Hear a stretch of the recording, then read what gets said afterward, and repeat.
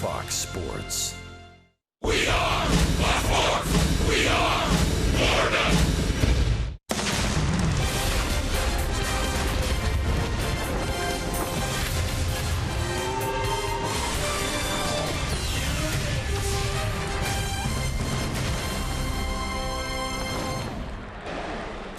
Opening week arrives in D.C. The home opener for the Washington Nationals, the Marlins and the Nationals. It's a 3-game series, and it starts on a late afternoon here in D.C. Hi, everybody. Rich Waltz. Welcome to Eduardo Perez as the Marlins and the Nationals get set to go. The Marlins happy that they've left that buzzsaw of a lineup in the Detroit Tigers, though they run into a Nationals team who's 2-0. Right, and it's not that easy of a lineup either. It's a lineup that's very balanced, a lineup that can score runs early, but what the Marlins have to do is get on the board, take the pressure off Adam Conley that's on the mound today. 2 players, dynamic players, fun to watch, will be featured in this series. First for the Marlins, a guy that had a lot of hardware last year and, of course, beat Bryce Harper in that batting race. D. Gordon's off to a terrific start. Terrific start. He's really making good, solid contact, creating havoc on the base pass. His slugging percentage is up there. But what I like about him, he's a dead low ball hitter. And today is the perfect recipe for some more hits because Tanner Roark, what does he do? He lives down in the zone. I like his matchup. Marlins have to keep Bryce Harper in the ballpark. And Harper, of course, the MVP. He's just as dynamic with a lot more power. He is. And don't try to control this guy that we're talking about when it's Bryce Harper. Let's try to control the rest of the lineup around him. If we can do that, that means then the Marlins can then control the rest of the scoring because that man is uncontrollable when it comes to being on the plate. Adam Conley gets the ball for the Fish. As Eduardo noted, Tanner Roark is going for the Nationals. Crowd still coming in. Full house, opening day. The bunting is out in our nation's capital, and baseball is around the corner.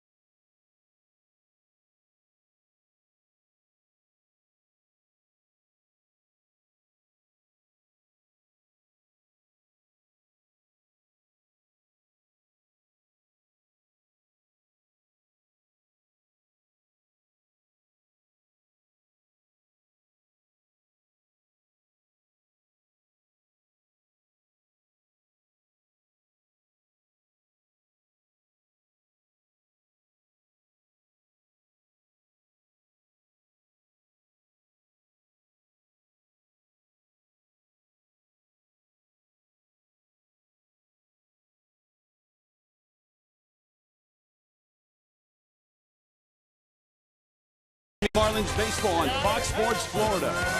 is brought to you by Jeep. Visit Jeep.com to learn more. By Bank United. Switch to Bank United today. Visit us online at bankunited.com or call 1-877-779-2265. And by your local Toyota dealers. Let's go places. Cherry blossoms. There are a few still left here in D.C. as the Marlins and the Nationals get set to roll. It's a 3-game series. Miami's lineup looks this way, and it's brought to you by U Health. A great start. 6 for 11 was D. Gordon in the series against the Tigers. Christian Yelich slotted second. Giancarlo Stanton always hits well in this ballpark. Martin Prado's at third. Justin Bour, a local guy. Of course, he went to George Mason. JT Realmuto, the catcher. Danny Echeverria is at shortstop, and Adam Conley makes his 2016 debut, and so does Tanner Roark. And Eduardo Roark, a really unsung hero, part of this pitching staff as a starter and a reliever the last few years. Absolutely. In 2014, had an unbelievable year. Very consistent on the mound, keeps the ball on the ground. Then they signed Max Scherzer, and guess what? Now you have to go to the pen. Emotional roller coaster. He has an opportunity again this season to be that starter. D. Gordon climbing in the box. Baseball in Washington, D.C. This is the 12th season of Nationals baseball since they arrived from Montreal, the 9th year here at Nationals Park. And Gordon takes a letter-high fastball for a strike. Lance Barksdale calling balls and strikes. Will Little, Ted Barrett, Toby Basner on the bases. Pinch a penny brings you that first pitch. Marlins and Nats tomorrow is an off day with the opener here on a Thursday. Gordon swings and misses, and it's 0-2. And there was some doubt as to whether this game would be played this morning. Heavy rain in D.C. Still some dark clouds above, and the chance of some showers early in the evening.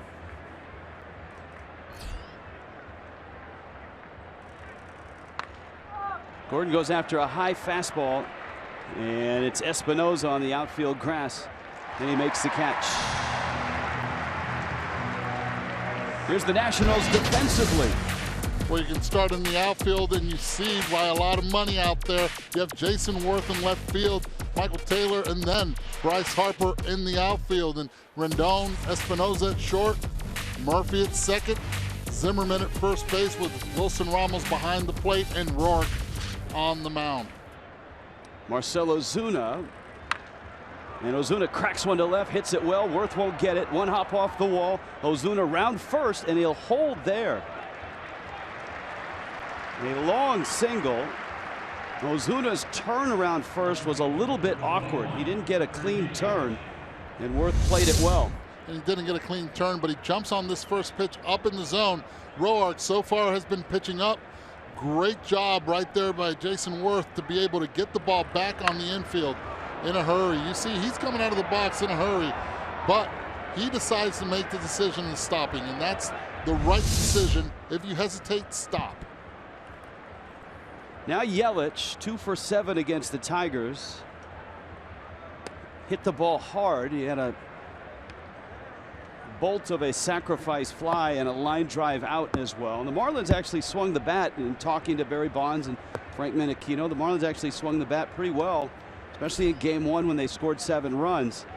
But they fell behind early in both ball games and had trouble digging out and dropped both games. Yelich fouls it at the plate. I think that right there is the common denominator. You keep trying to come back, and after a while you just run out of gas. But they do have the offense to be able to hang in with any of the teams in this division. And of course, Adam Conley facing a Washington Nationals team that has plenty of power in it as well. Maybe not as much as the Tigers. Ozuna at first. Yelich waiting. And a throw on over. Tanner Roark, 29. He was terrific in the rotation in 14. Made 31 starts, nearly 200 innings, with a 2.85 earned run average.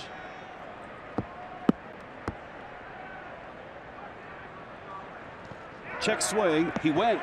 Barksdale says swing.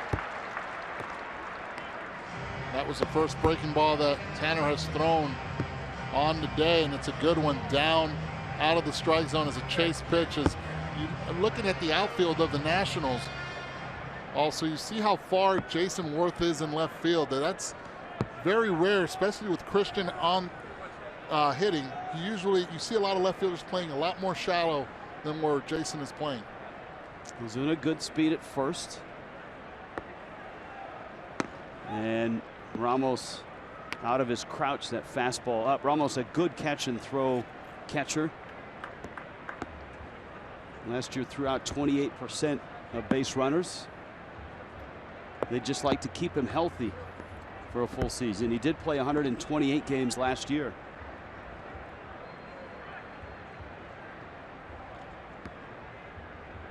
Two-two to Yelich. And it's in. The interesting dynamic this year with Yelich in front of Stanton. You've got a guy with a terrific knowledge of the strike zone, and obviously pitchers don't want to put him on and have to face Stanton with a guy at first base. Well, great position to hit in when you're hitting in front of Giancarlo. 3-2. You know it's going fastball. I keep Ozuna at first. Not running, and Yelich hits a BB up the middle into center field for a hit. And he really has been swinging it well the first 3 games of this season. Well, you talk about this being a game of adjustments. Laid off that curveball and then fastball, two-seamer right over the plate. Hits it right where it came from. Don't try to do too much when there's a lot of movement coming from the mound.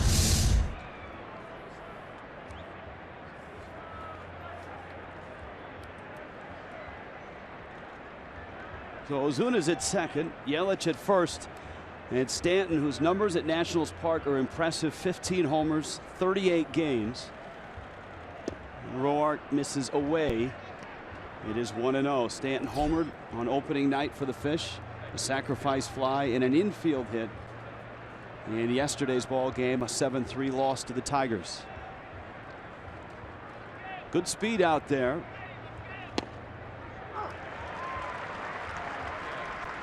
Inside corner for a strike. That's a pitch that if Tanner Roark can execute consistently, and it's very difficult to get in there, could have some success, but the level of difficulty of being able to establish that, too high.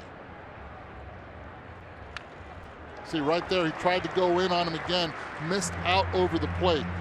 It's an art form to be able to execute pitch after pitch on the inside part of the plate. Not a lot of pitchers like doing that. You see where Wilson Ramos is the ball comes right over the plate. That right there is a recipe for disaster for Roark and success for Giancarlo. See if he gets something similar. 1-2. Now breaking ball, and it misses away, and the count 2 balls and 2 strikes. Stanton last year, amazingly, in just 74 games, 27 home runs. A home run just over every 10 at bats. 2-2. It's up and it's in, and Roark, whose reputation is as a strike thrower, has gone 3-2. And he's been up in the zone most of the time. I really believe against D. Gordon he was trying to stay up in the zone, but with the rest of the hitters, he's missed. Ozuna at second, Yelich at first. And Stanton with a broken bat looper, and it's off the glove of Murphy, and it trickles into center field. And it's a base hit. The bags are loaded for Martin Prado. Daniel Murphy, known more for his bat than his glove, shifted behind second, just couldn't get it. And you see Ramos again trying to get in there. Ball stays out over the plate, yet it still jams Giancarlo, but he's so strong that it really doesn't matter. The timing right there of Murphy, not enough. And sometimes you better be lucky than good. Martin Prado now, Miami with a nice opportunity. Crowd still settling into their seats. The home opener for the Nationals, and here is Martin Prado. 4 for 9 with a homer against Roark. And a fastball for a strike, and he got that one in. Got that one in and up in the higher part of the strike zone. Martin probably didn't think it was going to be a strike, but it was called.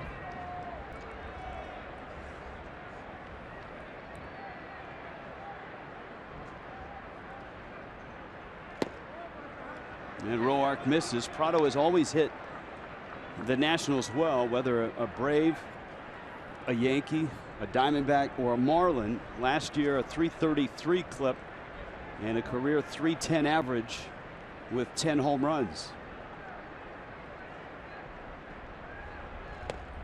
Roark's breaking ball misses.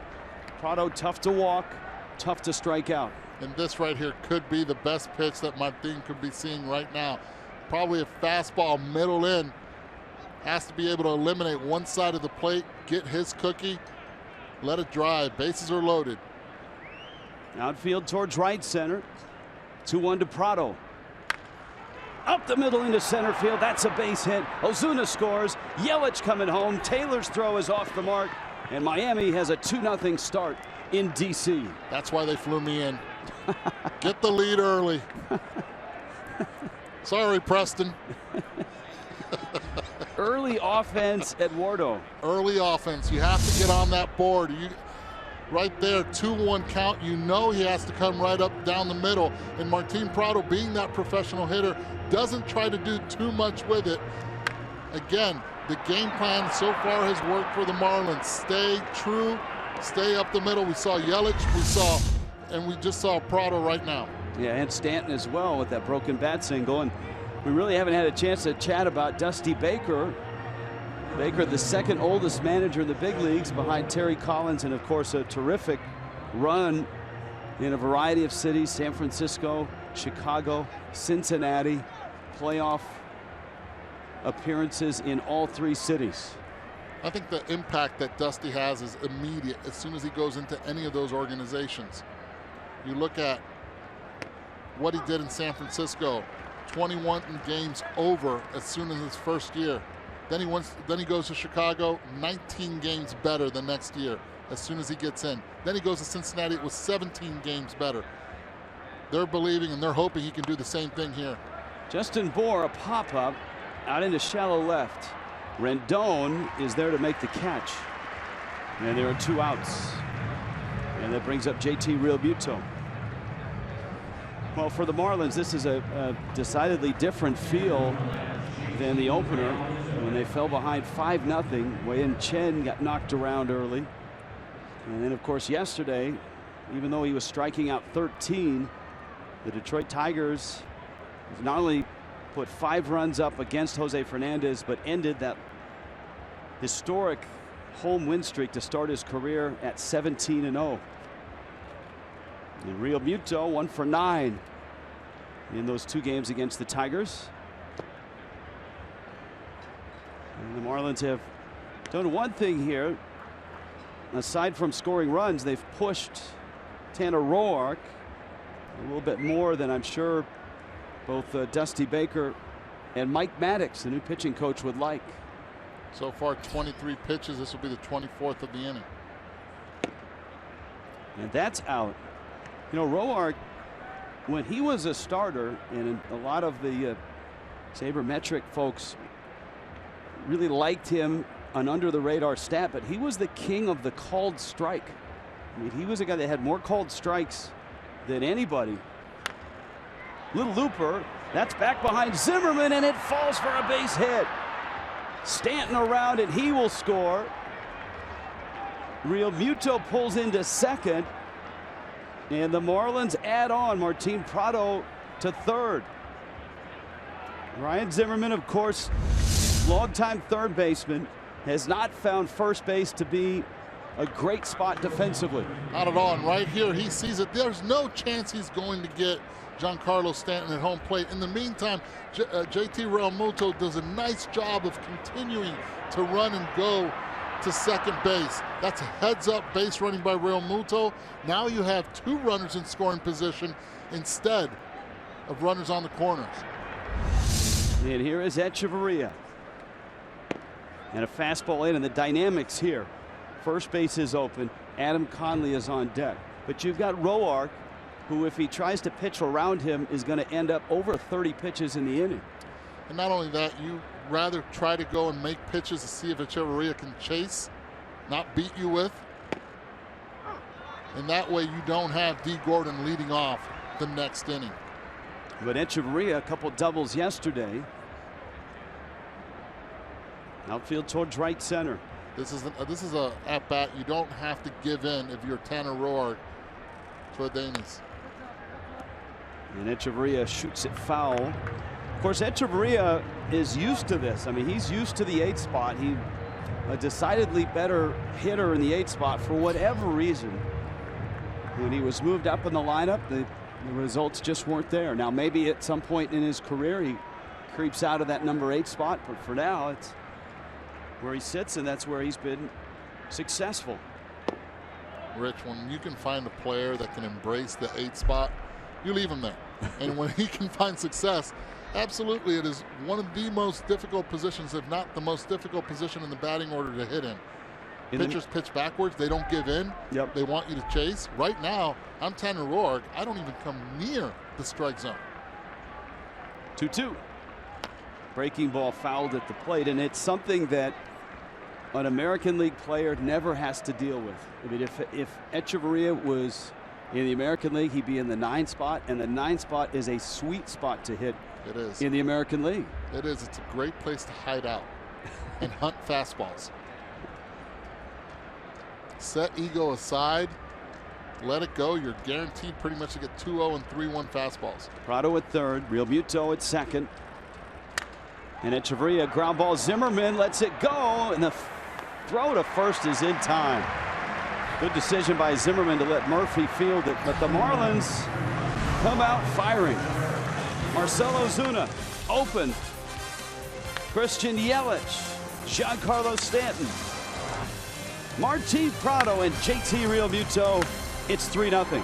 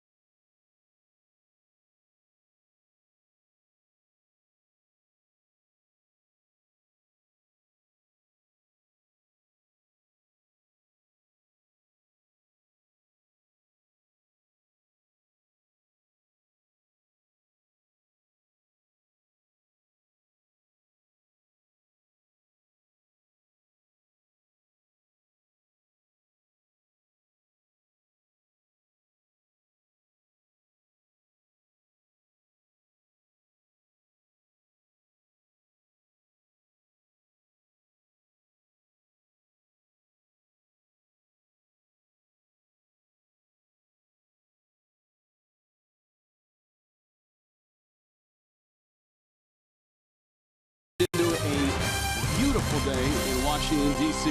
3-game series, the home opener for the Nationals.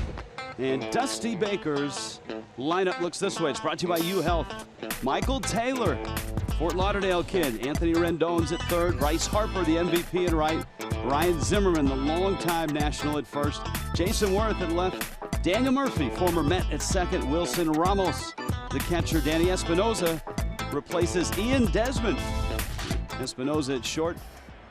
Tanner Roark in the 9 spot. Adam Conley, all 25, out of Olympia, Washington, makes his 2016 start in Eduardo. If it's anything like his finish to 2015, the Marlins will be quite happy. And it's important to see him come out of the gate throwing strikes after getting a 3-run lead in the top of the first inning, just to have a shutdown inning. In the air, Michael Taylor lifts it foul. Now Taylor is in center field because 3 pitches in to the season, Ben Revere pulled a muscle in his side and is on the disabled list. And so Taylor, who played a lot last year, is in center field. But it, in an odd way, at least for a game, worked out for the Nationals. Matt Dendecker, who was a teammate of Taylor's growing up down in South Florida, arrived yesterday with a big pinch hit double to help beat the Braves, and Taylor lines one. D. Gordon makes the catch. And there's one out. Eduardo, Miami's defense today. Well, in left field, you have Christian Yelich, in center, Osuna, and in right field, Giancarlo Stanton. Round out the infield, Justin Bour at first base, D. Gordon at second, Adelia Echevarria at shortstop, and Martin Prado at third base. JT Realmuto behind the plate, and our Adam Connolly on the mound. I know that I've got to sharpen up my pronunciations, though I usually am pretty conscientious of that. Am I showing you up right now? Echevarria. Echevarria. Anthony Rendon. Bryce Harper will follow. Rendon in the 2 spot. And for the Nationals last year, they missed the postseason. They were 83 and 79. They had some big injuries. Ryan Zimmerman, Jason Worth, and Rendon was out for a good deal of time with both a knee injury and an oblique injury. And they missed his bat. 2 years ago, he was one of the best hitters in the game, consistent using the entire field. Big loss last season for him. Always known for that short, compact swing. Scouts loved him at Rice University. Rice Owl. And it has translated to success at the big league level. He was third in the MVP voting in 14. That's drilled to center. Ozuna back off the wall, has it. Rendon around first, and he is in there with a double. And that's exactly what Anthony Rendon can do for you. Well, he takes that 2-0 pitch nonchalantly to see how the fastball looks in that zone.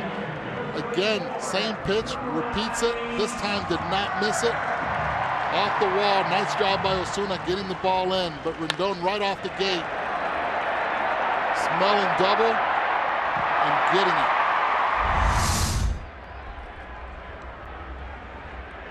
And so here is Bryce Harper now. Harper at the ripe old age of 23 in his 5th year with the Nationals. And Adam Conley, a little crossfire action, misses down low. But it's a good thing that he's missing down low at 94 miles per hour. That's exactly where you want him to be. If you're Juan Nieves, you have to like that. The pitching coach for the Marlins, you have to like where he's missing in the zone.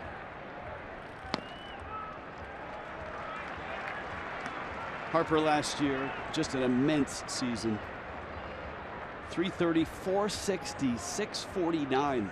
The slash line, the on base and the slugging led the National League. 42 homers, 38 doubles, 118 runs. He walked 124 times, but it was not enough to save the job of Matt Williams. An 83-win season for the Nationals last year. I thought you were just saying that he was good. Those are gaudy numbers. He's really good, and many expect him to get even better. Rendon's at second. Conley checks to the screen, and Rendon arrives at third base.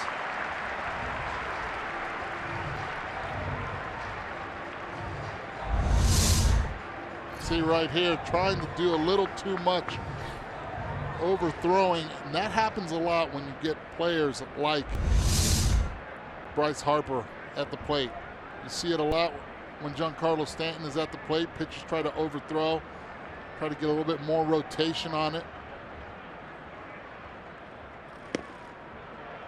Harper takes, and Conley walks him.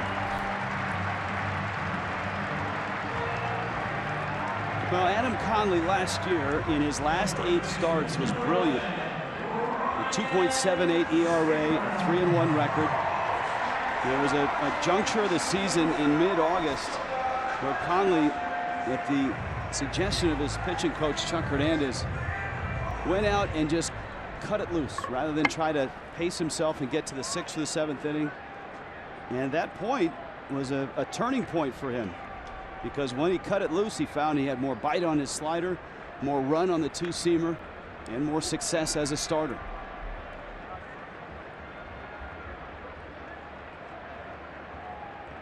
Ryan Zimmerman. Conley misses low. Big situation right here when you have runners at the corner. You're up 3 right now. You're trying to get that ground ball. Ryan Zimmerman, a veteran, understands what Conley's trying to do. Look for him to try to drive the ball the other way as you see the Marlins trying to pound Zimmerman inside. Zimmerman is immensely strong. He's always used one of the bigger bats in the league. 31 years old, out of Virginia Beach, University of Virginia. And he's had trouble staying on the field. He's missed 168 games just in the last 2 years. But really the face of the franchise when they arrived here in D.C. He went all the way from college, quick stop in the minors, and then to the confines of RFK, which sit about 5 or 6 miles from here. Tight spot. Adam Conley. He's got a 3-0 lead, but the Nationals threatening.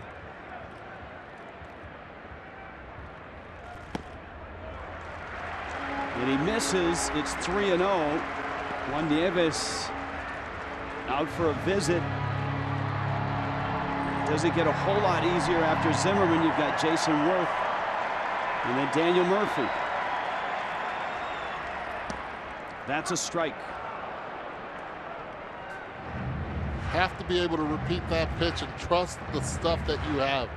Last year, Chuck Hernandez exactly, he told him, he said, just let it loose. Might as well trust the ability and the activity, the movement that your fastball has. Well, right now he's having trouble controlling everything. A double to Rendon, a walk to Harper, a walk to Zimmerman. And Don Mattingly watching from the Marlins dugout. And here comes Worth, who will turn 37 in mid-May. Worth is the type of player that goes out there in the hunt. Right now, he understands that Conley is struggling to throw strikes. Look for him to try to jump actually out in front on a fastball. He's not taking right here, not with the bases loaded. Nope, he couldn't stop his swing. And you saw Worth before the pitch with his hand on top of his helmet, just subtly moving the second base umpire Ted Barrett from the first base side over to the second base side. Right, and that's because the disruption of the umpire, it bothers some hitters. Arm side, the ball comes right out of the umpire's side, and you see Teddy Barrett is right now. Worth again with a check swing. This time he held it. Rich, I've seen so many times Jason Worth right there holding back. He's had a lot of wrist issues in the past. Creates a lot of stress. Fractured his wrist last year, was hit by a pitch in May. 1-1. Big swing and a miss. See, he was looking pull right there as it was a slider. Also works as that taking speed off, and see, you look at it and you're thinking, okay, that was a hanger. But there was so much separation and velocity from the fastball to that pitch that he committed early. Out in front, 1-2. Bags loaded, 1 out. And Conley misses in. I'm Giancarlo Stanton in right field right now with 2 strikes. The way Jason Worth now protects the plate, I've seen him so many times get that little blooper, that bleeder into right field. Have to be aware of that. Worth swings and misses. And Conley with another slider. He's hitting 96 with his fastball, and you talked about separation. That slider at 87. That's what you want right there. He has that slider. Yes, also in the back pocket he has a changeup, but his go-to pitch is the slider. When you need it, when you're out in front, the hitter has to protect. You serve it, you allow him to then chase to that pitch. Daniel Murphy now. And a strike. Conley with that whipping action 6-3 against a guy who was certainly a postseason hero for the Mets last year. Had a great stretch run, and he carried him right into the World Series. One pulled foul. And this just shows you the length in their lineup, how good offensively they are when they had Daniel Murphy hitting in the 6th spot. Well, Dusty Baker's ball club may not be able to catch it, especially on the infield, but they will score a lot of runs this year. 0-2. Just missed. All right, the range in the infield is not very good, especially up the middle when you have Espinosa and Murphy. You have to be able to position the infield well and depend a lot on the analytics. Murphy, a tough guy to strike out. To right, it's hit well. Stanton is back at the track, off the wall. 3 runs will score. Murphy around second, and he's tied it.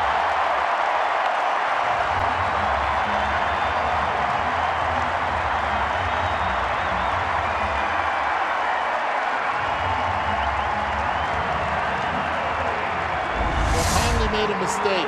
With 2 strikes, you need to have this pitch down and away. You can't hang it. Murphy right then and there just laid the bat head on it and trust the power that he has as soon as he can execute. Hits it out front, stays well balanced, and the rest is history. Now Wilson Ramos. Daniel Murphy, a bases loaded triple. What a wild start in DC. 3-3. Conley trying to keep it there, and he gets a knee-high strike and an 0-2 count on the Nationals catcher.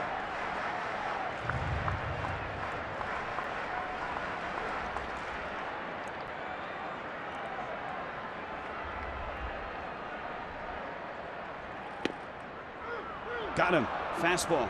Called strike 3. But Daniel Murphy, the former Met, now a National, has tied it with 1 swing.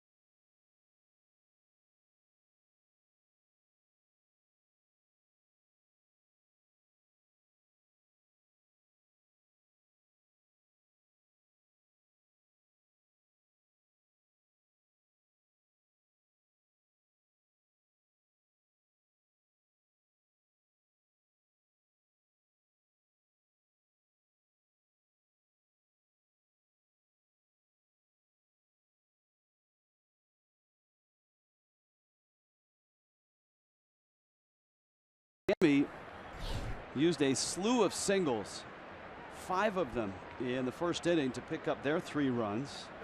While the Nationals, a couple of extra base hits, a couple of walks. And so Tanner Roark, Adam Conley facing each other right now, both probably a little bit shell-shocked. Roark, changeup that misses to Conley. Conley actually has swung the bat well in his brief major league career.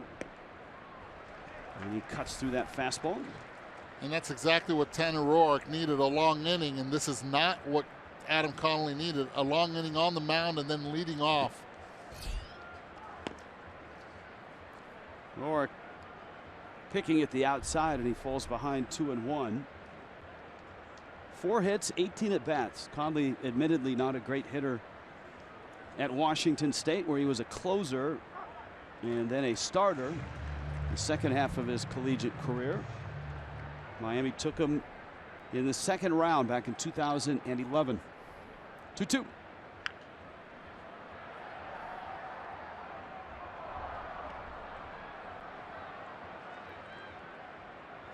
Well, he looks very hitterish up there. He's got the gloves. Looks very balanced. And he takes strike 3 called.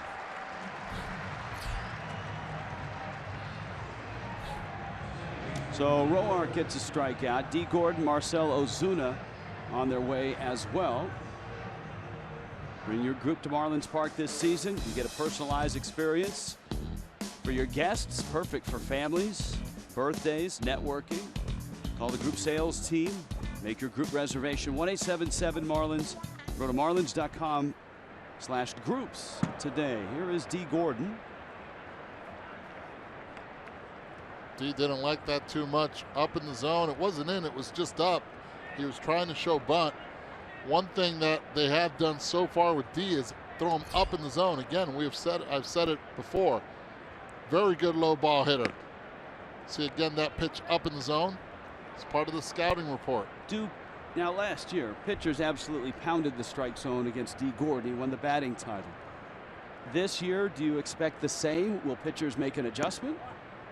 I think they will. I think the other teams definitely will make adjustments. Catchers will request pitchers to throw balls up in the zone a little bit more to see if he chases. This is a hitter that really did not walk much last season. They want to see what his discipline is like. 2 letter high strikes, or excuse me, a fastball for a strike. I thought the 2-0 pitch was a called strike, but the count is 3-1. 3-1. He called it outside. And he called that one outside, and so D. Gordon walks, and a good illustration of what we were talking about. That was a quality at bat, not just because of the walk, because he was patient enough, knowing that Adam Connolly had a long inning in the bottom of the first, then had to lead off. So his job as a leadoff hitter was to take pitches as much as he can. He was fortunate enough now to get the free base and hopefully create some havoc on the base paths. Gordon thrown out last night trying to steal. And here is Ozuna, who nearly punctured the left field wall with a line drive. His first time up. It went for a single, and Gordon scrambles back.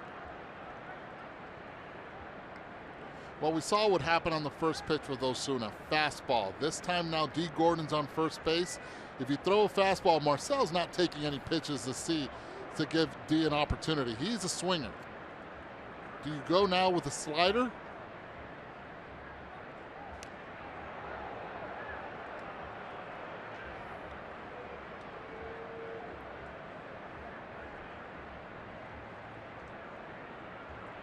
Last year, 58 stolen bases.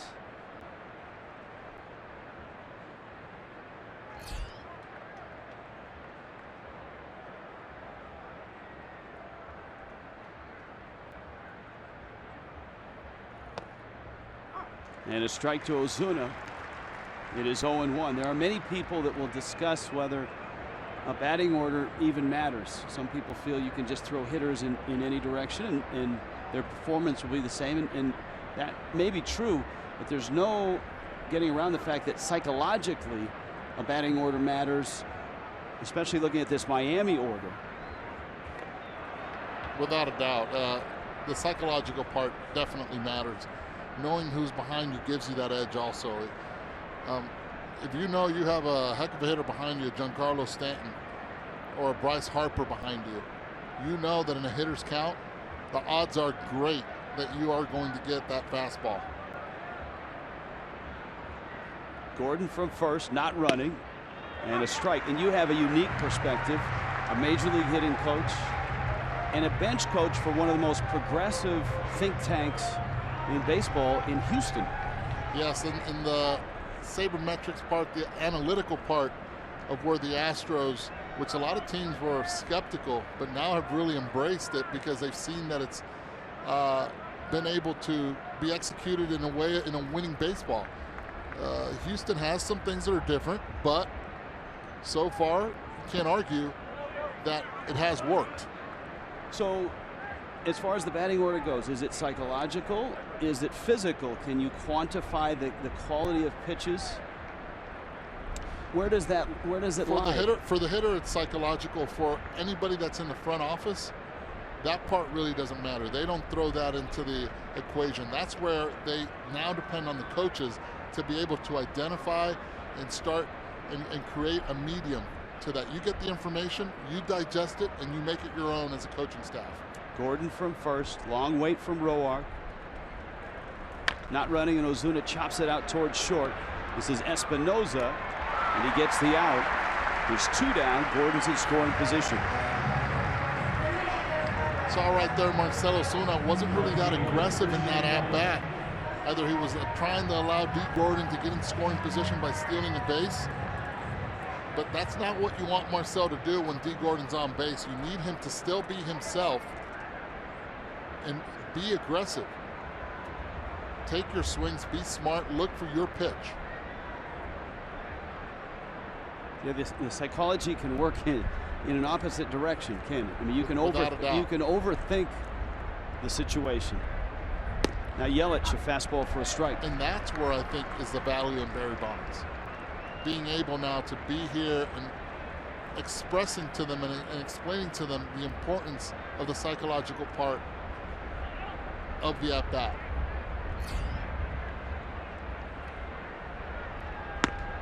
Yeah, a lot of the psychology for Bonds was between he and the pitcher, because the cat and mouse game that he had through his whole career, amazingly, he was the one that came out on top most of the time. And he had such an awareness of the strike zone. And I think that's what he'll be able to explain to these hitters, is understanding when and when not to swing. Oh, it's here. It is here. And oh my. Man, it just opened up. It was like somebody turned a big faucet on, and the rain has started here in D.C. during this Yelich at bat with a count 2-1. Gordon's at second, and heavy winds and rain are just touching down. Woo. Taking the monitors down up here. That's right. Hold on. There go the papers. We are exposed up here at the very top of the ballpark. We were actually higher than the fireworks for the pregame show. Count 3-1.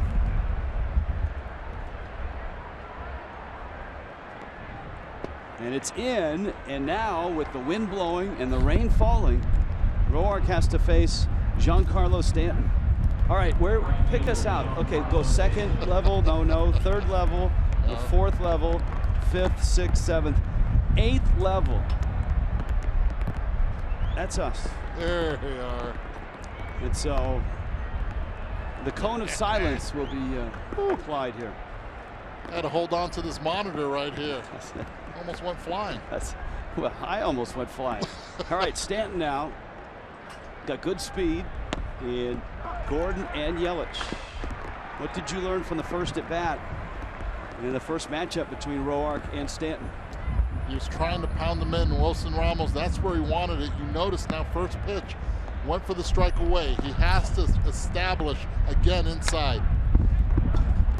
And I said it earlier, being able to do that in the inside part, you better miss inside also. Again, Wilson Ramos tried to throw that pitch in, and it stayed out over the plate. He was lucky. This is a ballpark where Giancarlo loves to hit in. 0-2.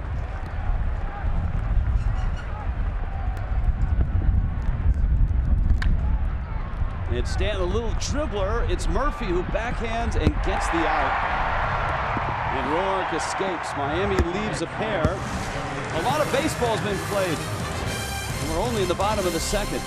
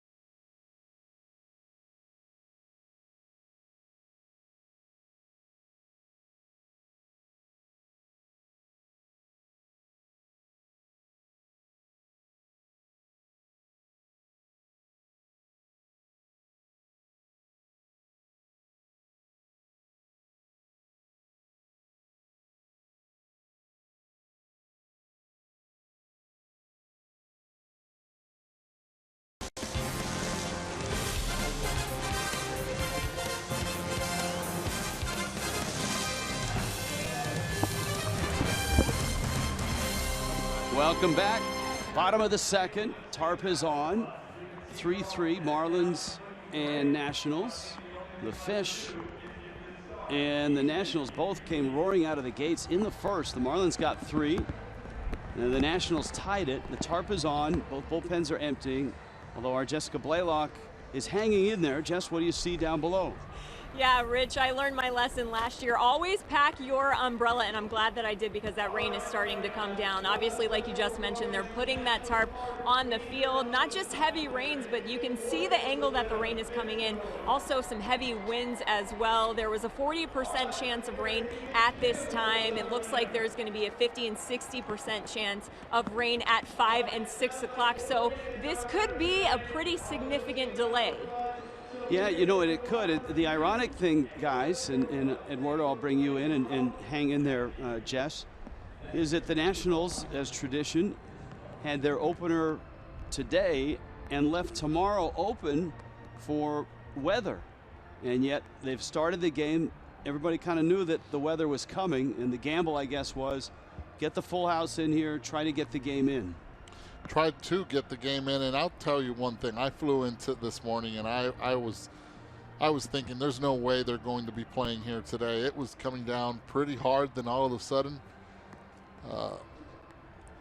the sky was beautiful. The skyline was beautiful, and it sort of tricked them. And I think that's where the decision was now to play this game. And it looked great when we were starting it.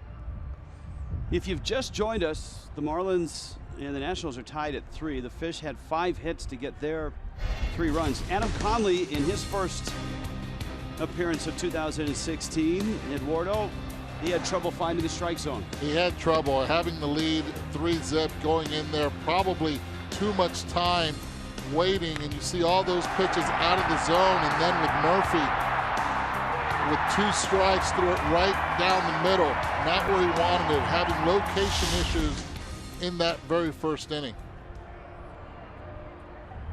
So fans, and a lot of them obviously a sellout here, they're all trying to get to higher ground and get out of this weather for the time being.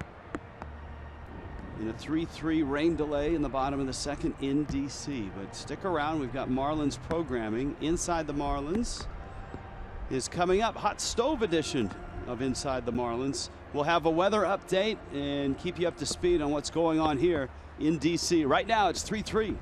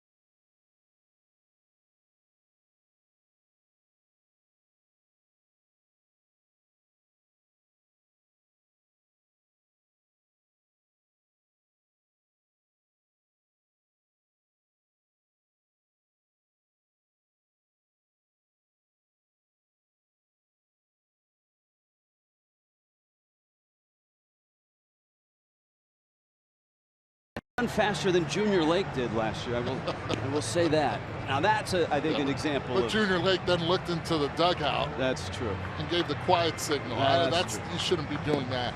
That's true. All right, now let's dig our teeth back into this ball game. There is Roark, and he's in the pen now. Eduardo, you addressed the fact that Roark is older. He's been in the big leagues longer, 29 years old, and that Adam Conley just 25 in his second big league season. And don't forget that Tanner Roark has also pitched out of the bullpen. And it's different. It's less intensity that he shows on the mound. He's more of a location pitcher, where we already talked about Adam Conley, and last year with Chuck Hernandez, let it go. Let it fly. He's a max effort pitcher. Tanner Roark is not a max effort pitcher. He's more on balance once he releases the baseball. And that's why he still can be part of this game. All right, and the other dynamic here is Phelps, obviously a right-hander, Conley a left-hander. And your point was that the Washington Nationals are usually not kind to left-handed starters.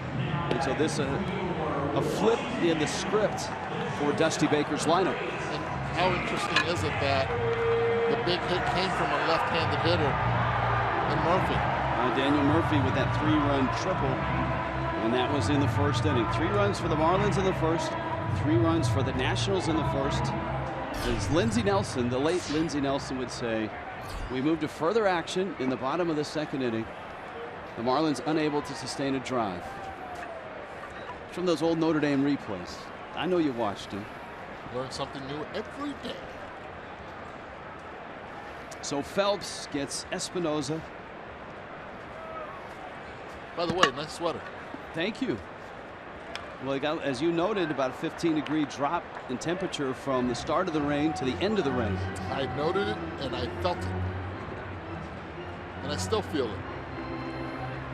Danny Espinoza with Tanner Roark now on deck. So Roark will hit. Michael Taylor is due up third. And Phelps with a fastball that misses in. Phelps, a versatile guy and a perfect guy for this situation. Someone that the Marlins really like in their bullpen. Had a very good spring coming off the injury last year. Really an odd one, a forearm stress fracture. That right forearm. And so Phelps, who did some starting and relieving for the Marlins, did that as well for the Yankees when he got to the big leagues.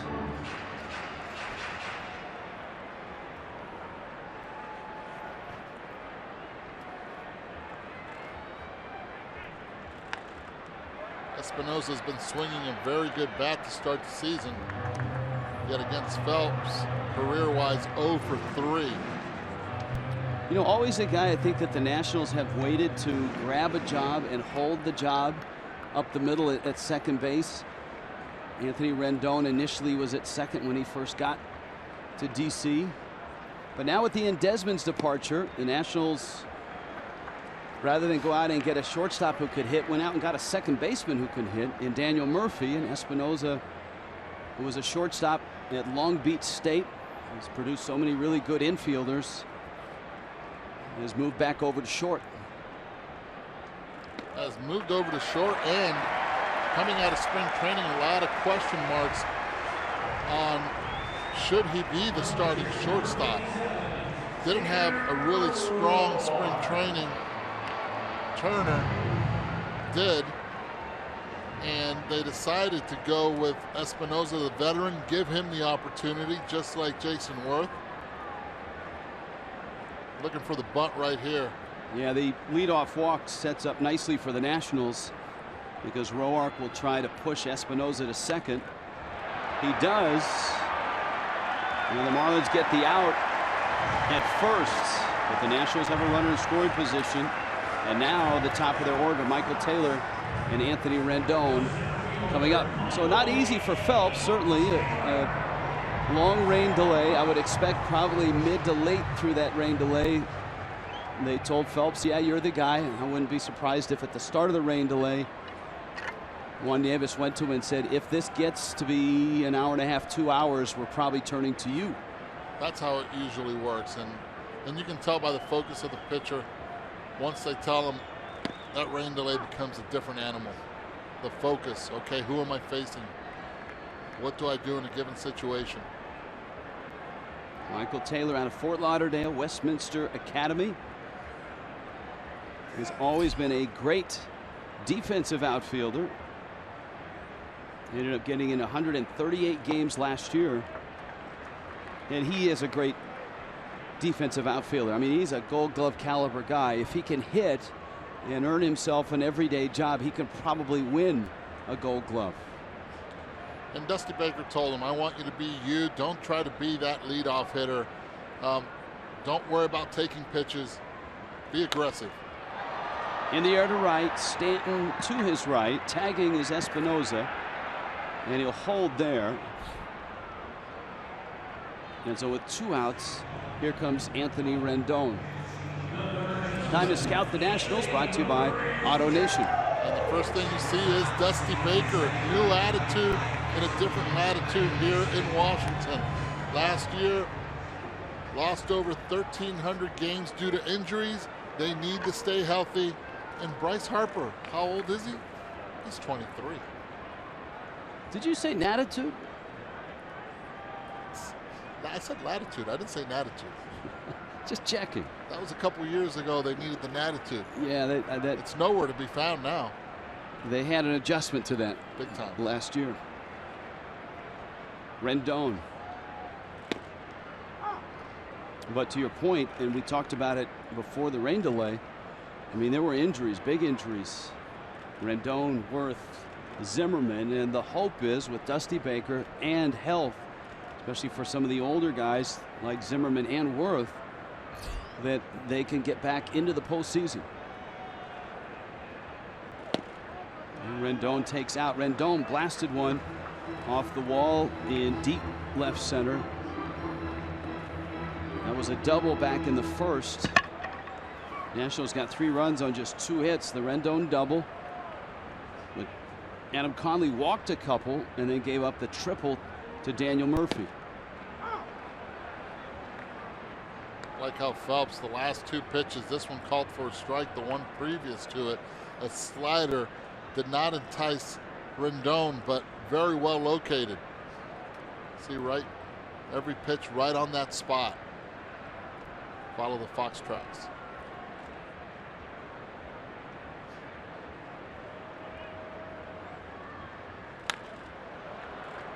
David Phelps with a fastball, and it's fouled back out of play. Well, the Nationals opened their season on Monday and beat Atlanta in Atlanta 4-3. Daniel Murphy had homered. There was a Max Scherzer start. He went extra innings. Jonathan Papelbon picked up a save. An off day on Tuesday, and then yesterday, last night, a 3-1 win. And a Steven Strasburg win. Papelbon picking up another save. Nice way to start before you even get here to D.C. when they introduced them, handful of boos. That's a great pitch right there. Get him, try to extend that zone. Rendon not biting. Well, remember on the Fox tracks, on a 1-2 count, there were 3 pitches in the strike zone. And so he did not get a call on one of them, and that's a strike. That right there. He's thrown 5 strikes in this at bat, and the count's 2-2.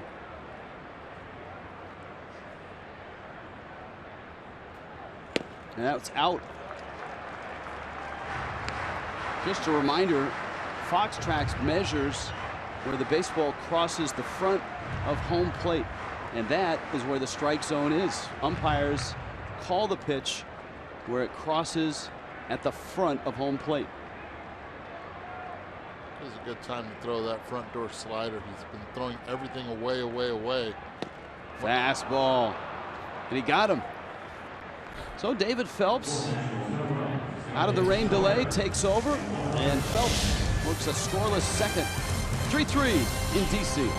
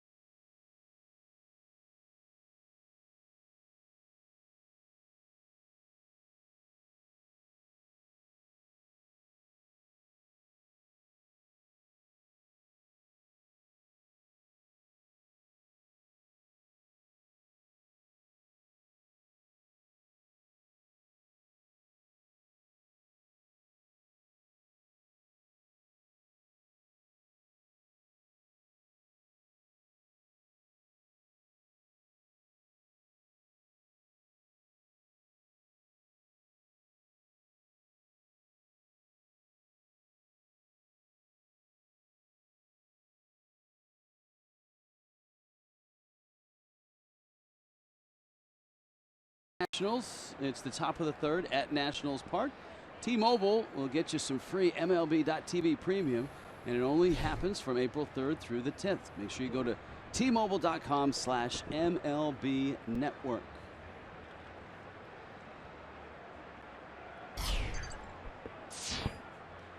Tanner Roark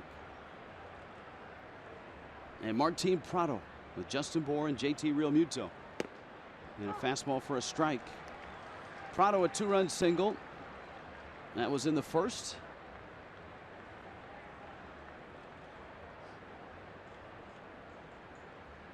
And for Martin, now 3 for 9 on this young season. And it will be interesting to see if this long rain delay affects Roark. It might even help him out because he is a sinker ball pitcher. Now he doesn't have to do too much. And once a pitcher does less as a sinker baller, he gets more action on the baseball. I know this was not opening day, but it felt like an opening day. It was the home opener for the Nationals. Sellout crowd, flyover, introductions on the baselines, big flag, anthem, James Brown doing the lineups and everything. That's a base hit into left field. George Willis here, all of that. It looked like to me that for Roark and Conley, who certainly have not made opening day starts in the major leagues, they both were a little nervous in that first inning. A little amped up, a little trying to do a little more than what they're used to doing. I have to agree with you. They were missing their spots, both of them. Roark was up in the zone. He lives down in the zone. And we saw what the Marlins were able to do against him in that first inning. Now Justin Bour against Roark. Prado 2 for 2. And a little tapper back to the mound, and that's Taylor made. And a double play. Especially with the shift for Bour, the Nationals were all aligned to turn a quick double play with Espinosa right behind the bag. Quickly done, and then a perfect feed by Tanner Roark at second to throw to second base, and a nice, sweet pick by Zimmerman at first.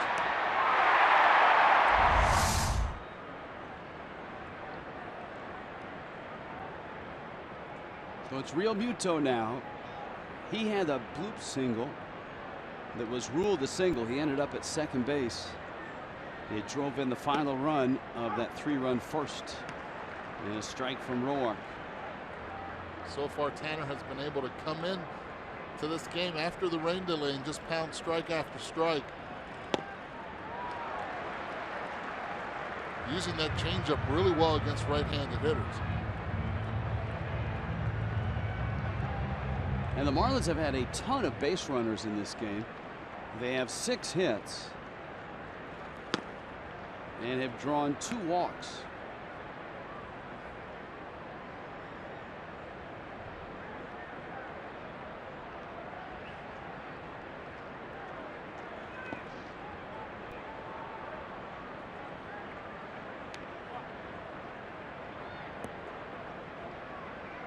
Two balls, 2 strikes.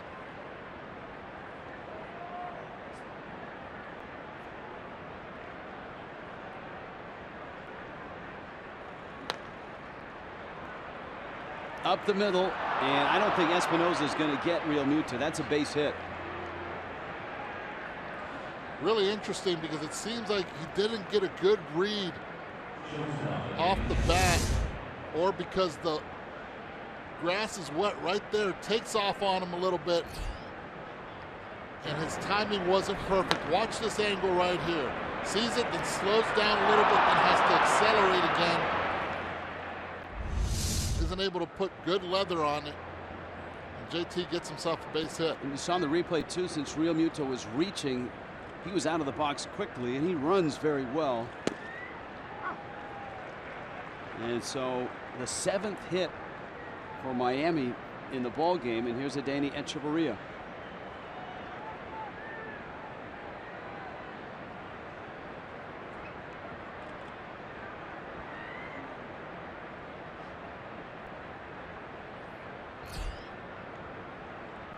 So a 2-for-2 day for Real Muto, and this is a day that at some point he's going to hit 2 or 3 line drives at people and go 0 for 4.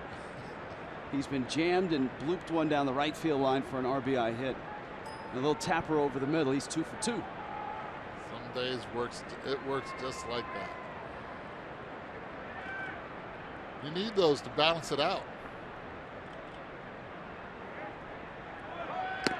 Runner goes, fastball up, and Real Muto easily steals second base, and he's headed for third. As the ball gets by, it'll be a throwing error on Ramos. And if you didn't believe me on Real Muto's speed, he easily stole second base there. Right, just because he's a catcher, you cannot ignore his athleticism. This kid from Oklahoma, quarterback, 3-sport athlete. I might be a catcher. There's something left in the tank. You know, ironically, he wasn't a catcher when the Marlins drafted him as a catcher. He was a shortstop. And a Marlins scout saw him hop behind the plate in I believe it was a summer ball game. He was filling in, right? Yeah, I believe that the regular catcher had to pitch. And so JT hopped back there for a few innings. Scout saw him, and the discussion went something along the lines of, hey, if we draft you as a catcher, will you sign? And JT thought about it and said, if the offer's there, I will take it. And he did. He was already committed to go to Oklahoma State, if I'm not mistaken. On a baseball scholarship. Although Mike Gundy might have tried to get him over there on the football team. He was a dynamite quarterback. In fact, won the 5A state championship game with a dramatic last-second drive that he engineered as a quarterback in Oklahoma. They always say the best athletes start off as shortstops, and pretty good catcher right now in San Francisco that started off as shortstop at Florida State, Buster Posey.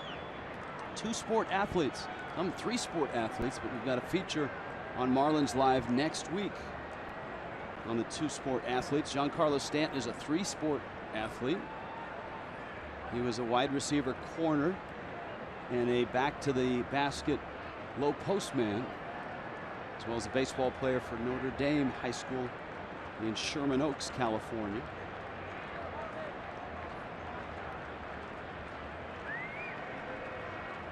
One, two. Edge takes it out. So how about you? All baseball? No. Well, give me the rest of the basketball. A lot of basketball when I was in high school. Little baseball. Really?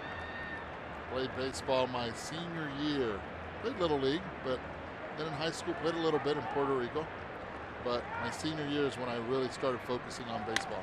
Echeverria into center field, and that's a base hit. And Miami breaks the tie. The speed of Real Muto and Echeverria going right back up the box. And we spoke earlier about him embracing the 8 spot. He goes out of the zone. This pitch would have been called the ball inside. Brings his hands perfectly right there. Gets jammed, not afraid. Strong enough to get it through the infield. And you get an RBI, a big RBI, with David Phelps on deck, now hitting. We also talked about the dynamic of, in that situation, you've got first base open and you've got a pitcher on deck, and that happened in the first. Roark got Echeverria in the first, but he didn't get him in the third. He didn't. After the stolen base, Dusty Baker had an opportunity to walk Echeverria and go after Phelps. I think he did the right thing. Allow Echeverria to hit. It's early in the game. You don't want to turn that lineup over that quickly, that early in the game. Phelps first at bat. Echeverria anchored at first. And the pitch is in the dirt. You know, the other thing, look at that score bug in the lower right of your screen. You see the ending top of the third. Now go up and see the pitch count. 73 pitches for Tanner Roark, and that is with an hour and 25-minute rain delay.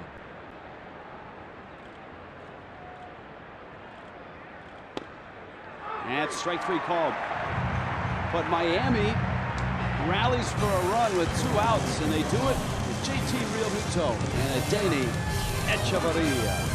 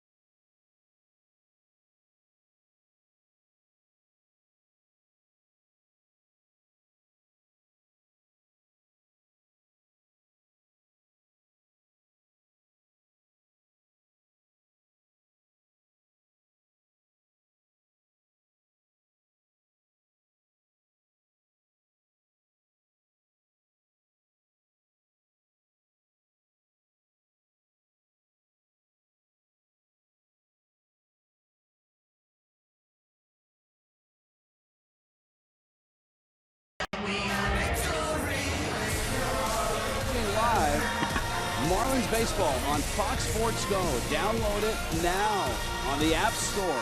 Now you can watch the Marlins in market, out of market, on the road, at home, in Puerto Rico, wherever the Marlins are, and wherever you are. No longer those silly blackout rules. Eduardo Perez, you are the embodiment of techno savvy, and so you are able to stream live on Fox Sports Go and watch the Marlins wherever you might go.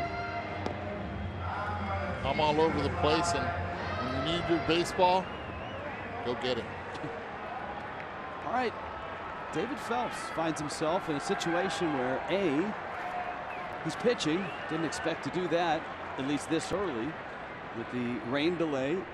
Adam Conley exits after one inning, and B, a chance to win a baseball game, because the Marlins now have the lead. Phelps faces Bryce Harper. Ryan Zimmerman, Jason Worth will follow, and Harper fouls it off. Harper walked back in the first. Conley's first inning, a one-out double to Anthony Rendon, and then Harper and Zimmerman walked. Daniel Murphy chased them all home with a triple. Harper did homer in Atlanta in that opening two-game series. Slow roller, he can run. Gordon hurries and just gets him. And that's a do-or-die play for D. Gordon. Coming in all out, respecting the speed of Bryce Harper. Playing a little bit deeper, gets the correct angle, throws off his right foot, and a BB for a strike to first base. See him right there. He times it perfectly. Gets the right hop. D went with a little cold weather gear, just in case things get a little colder here in Washington, D.C. The temperature is one thing, the wind is another. Fortunately for the players, the wind is not a factor right now.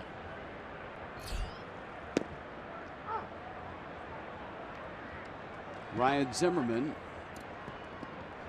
The rain and the wind all hit at once when it started to rain. That about an hour and 45 minutes ago. Got blue skies, some clouds in the offing, but I think for the most part the Marlins and the Nationals should be fine from here on out. Zimmerman lifts it into the seats. Ryan Zimmerman, when he got here, the Nationals were managed by Frank Robinson. He's been through a lot, obviously. Seen the really lean times and the really good times.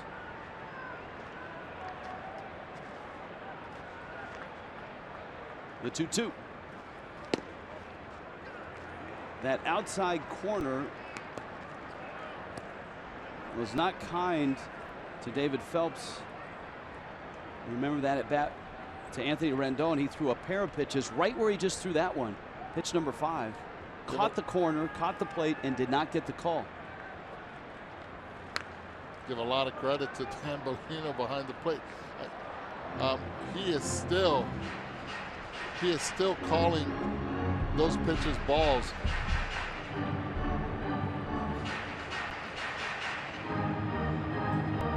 Excuse me, that's actually Lance Barksdale behind the plate. That's not Dan. Well, if you want to blame Dan, Lance won't mind. He won't. Zimmerman, and that's down the line. And it's going to roll into the corner. Yelich was waiting for the hop out. Zimmerman to second. And he will hold there with a double. So a one-out double for Ryan Zimmerman. Decided to go with a 3-2 breaking ball. Let's not forget, against Anthony Rendon in this situation, what fastball outside corner got him to swing and miss. Instead, Liz Zimmerman went with the breaking ball, and Zim made him pay. The hard part for Phelps has been just in this short appearance. When he throws the pitch on the outside corner, he's not getting the call. He's not getting it, but a hitter, when he has 2 strikes, I guarantee you Ryan was not going to be taking any pitch close to the outside corner. So here's Worth, who struck out back in the first.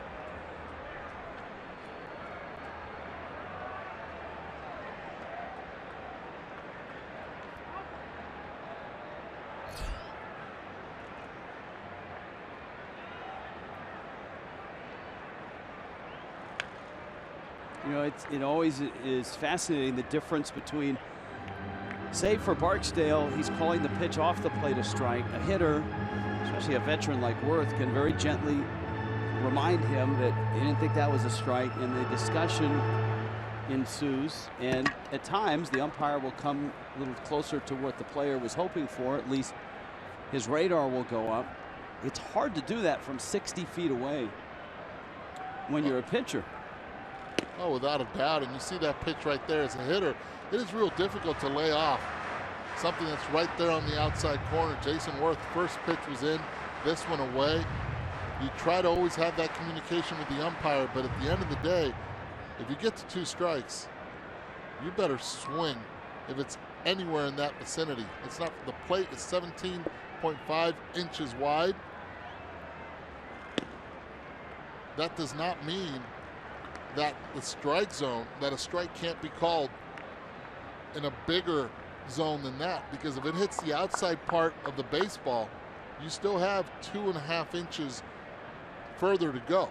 So you have to add another 5 inches to that 17.5, and that is actually the strike zone. And Phelps does a real nice job after going out, coming in with 2 pitches. He just missed with the first one, but that one, he catches the corner and strikes out Worth. And that's what I'm saying. With 2 strikes, you now have to be able to protect either zone. You see where this pitch is, way inside on the Fox tracks. But look at where Barksdale is. He's right here. He sees that, and he's thinking to himself, okay, has it right in front of him. He calls it a strike. He misses it. When it's on the other side, when there's a right-handed hitter, when he's on the other side, that's more of an educated guess on Lance's part. Experience comes in as an umpire. Well, here's Daniel Murphy, who clobbered one off the Delta sign on the right field wall for a 3-run triple back in the first.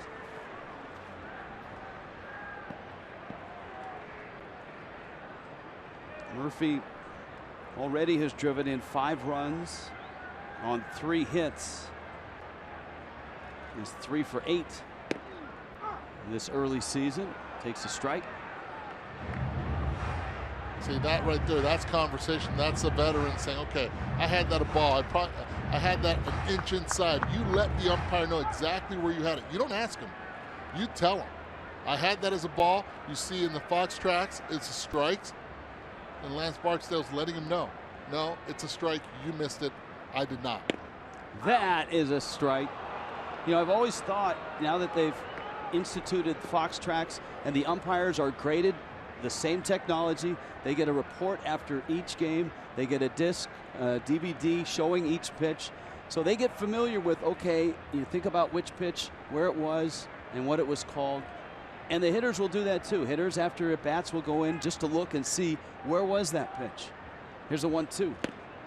I've often thought it almost might be beneficial to umpires and maybe to hitters and pitchers that during the 2 minutes between innings, if the umpire wanted to go look at a pitch and figure out if that was a ball or a strike, did I miss it or did I get it? I mean, if it takes a minute to do it and it doesn't delay the game, it might help the umpire moving forward. And I don't think he checks.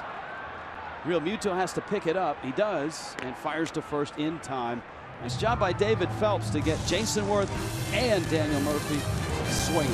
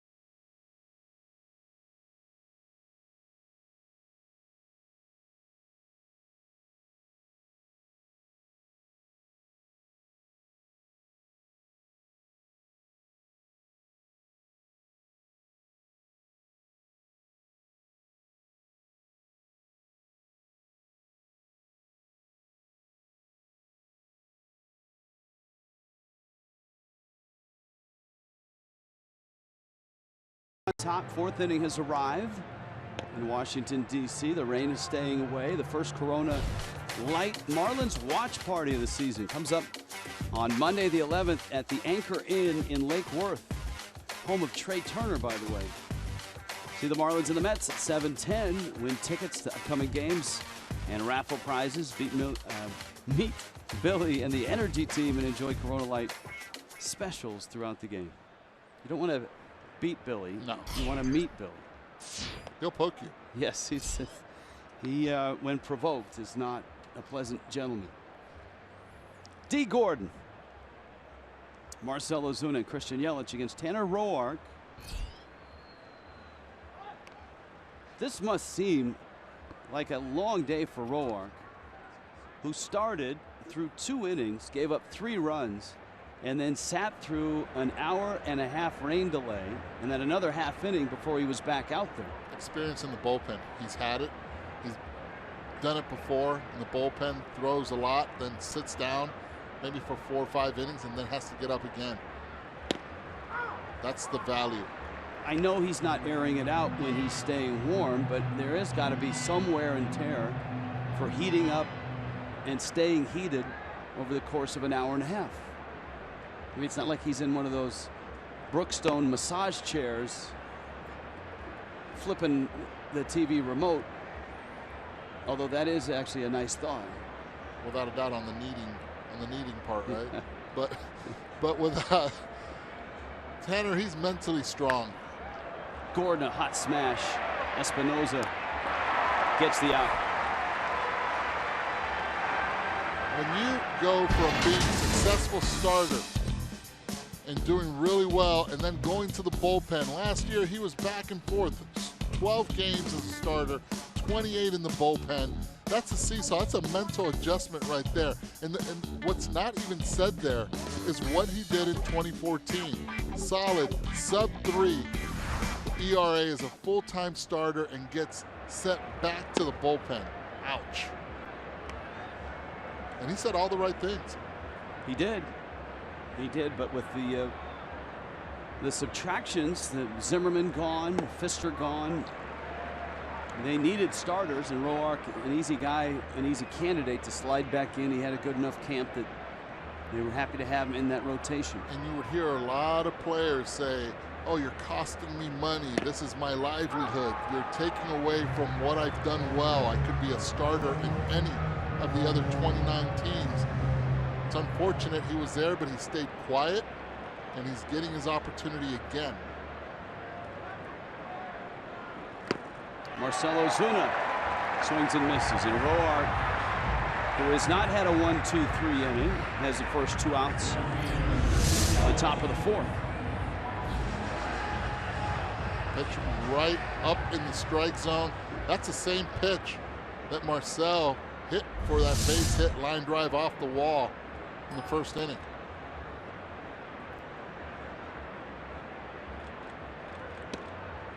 Yelich has singled, and it was a bolt to center, and he's walked.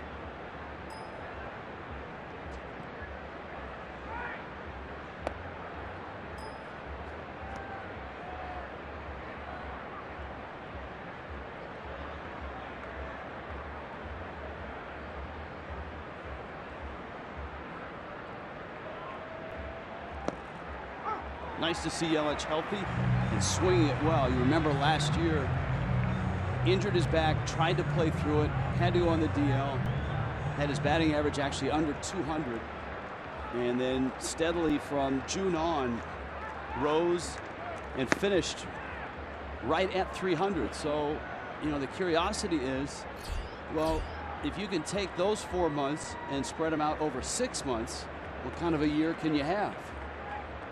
Hopefully the Marlins will find out. Fastball in. And just in watching spring training, the work with Barry Bonds, and the 3 games in the regular season, the dynamic of Stanton behind him is pretty fun, because Yelich is not a guy that chases a lot. So he's zoned in, and when pitchers come in, he's been able to hit the ball hard. And you can tell that he's zoned in right there. 3-2 breaking ball. We talk about protection behind him with Giancarlo Stanton. It doesn't matter if Tanner Roark, which right now is controlling all his 3 pitches, the fastball, the curveball, and the changeup, throwing it where he wants.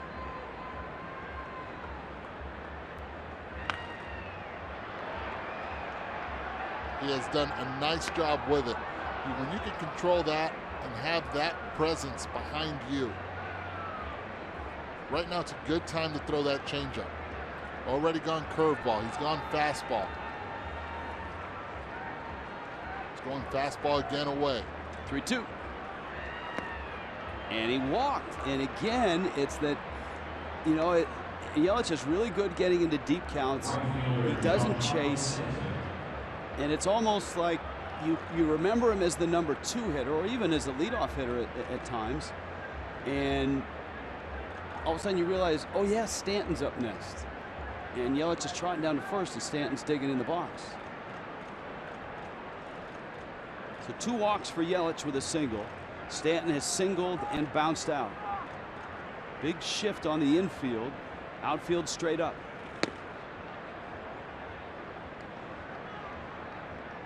This is a max effort situation for Tanner Roark against Giancarlo Stanton, going after his 93rd pitch of the game, and we're still in the top of the 4th inning.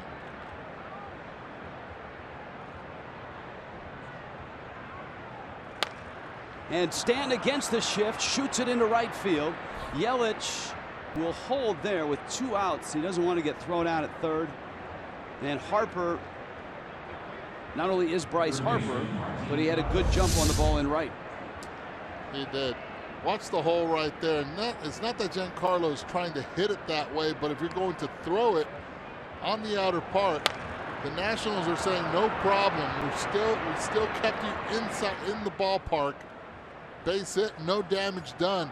But Giancarlo, you give it to him, he will take it. That has to hurt a little bit off the end of the bat. In this weather, the way it is right now. Yeah, but it's a base hit, so the pain goes away quickly. Now Prado's got 2 hits, and he takes outside.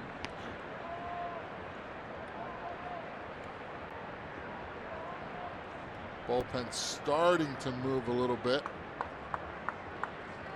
for the Nationals.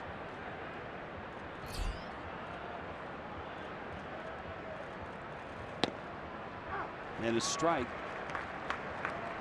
I told you that Prado in this ballpark has hit well. Against the Nationals as a team, he's hit well as Roark approaches 100 pitches.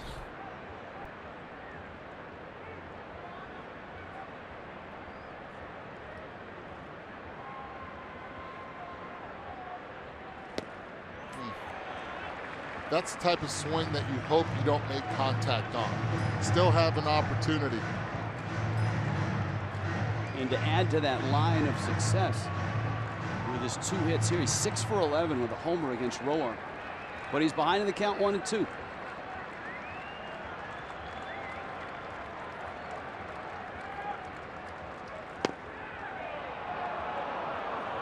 Just out.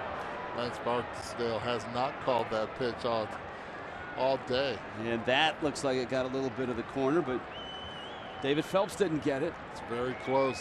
And Roark isn't getting it. Nationals pen nearing the point of being ready. 2-2. And Prado stays alive. Good protection by Prado. Pitch that Barksdale hasn't been calling, but we're not going to give him an opportunity to call it.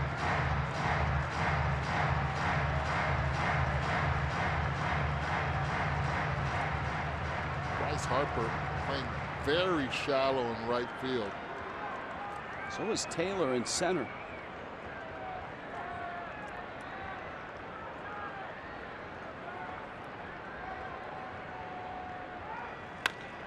Prado, a ground ball. Rendon gets it, and Murphy at second barely makes the catch and somehow keeps his foot on the bag. And Tanner Roark escapes the 4th. Miami up a run, 4-3.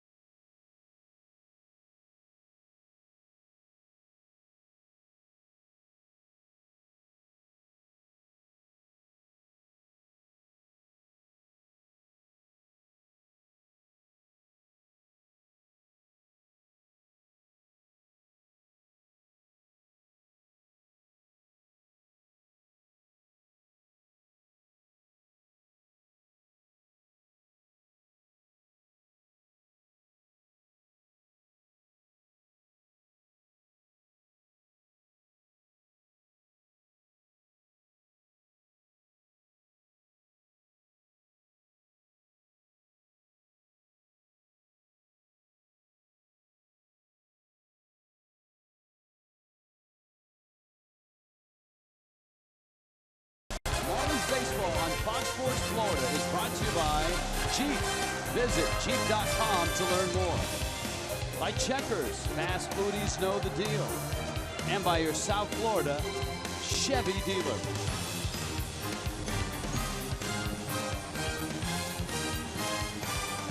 The President's Race. Teddy Roosevelt. A little high stepping.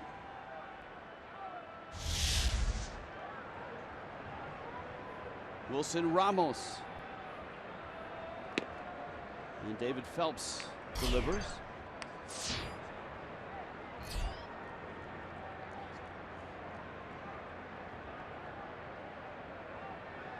Danny Espinosa and the pitcher spot due up for the Nationals. And it looks like that's the end of the road for Tanner Roark. As the Nationals bullpen, Sean Kelly is still warming up in Washington's bullpen.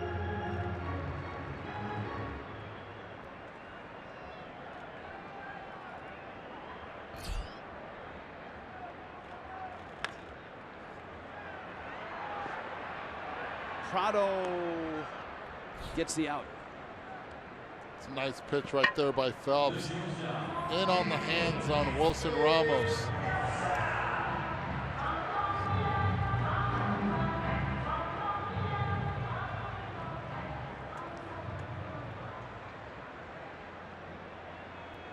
Tom Kohler will go on Saturday. Marlins Live brought to you by your South Florida Honda dealers. Jessica Blaylock from DC here. It's Tom Kohler, a little taste of Miami feature as well. And of course a very nice event that the Marlins have at Marlins Park in the off season. But an off day tomorrow, and the Marlins will be back with you. We'll be back with you as well. Rich Schwartz, Eduardo Perez. Hope you enjoyed Jessica Blaylock and Preston Wilson on Marlins Live from Nationals Park with all the opening ceremonies here for opening day. Joe Ross is the starter for Washington on Saturday. Now the starter in this one is, or was, Adam Conley. He was in for an inning and he got knocked around. Daniel Murphy had a 3-run triple. An hour and 25-minute rain delay, and the Marlins came back with David Phelps, who is now into his 3rd inning. Liner to right, Stanton poised and makes the catch. Sometimes you barrel it to no avail. Giancarlo didn't even have to move in right field on contact. Well positioned. Stephen Drew is a Washington National. And Drew will come to the plate and pinch hit.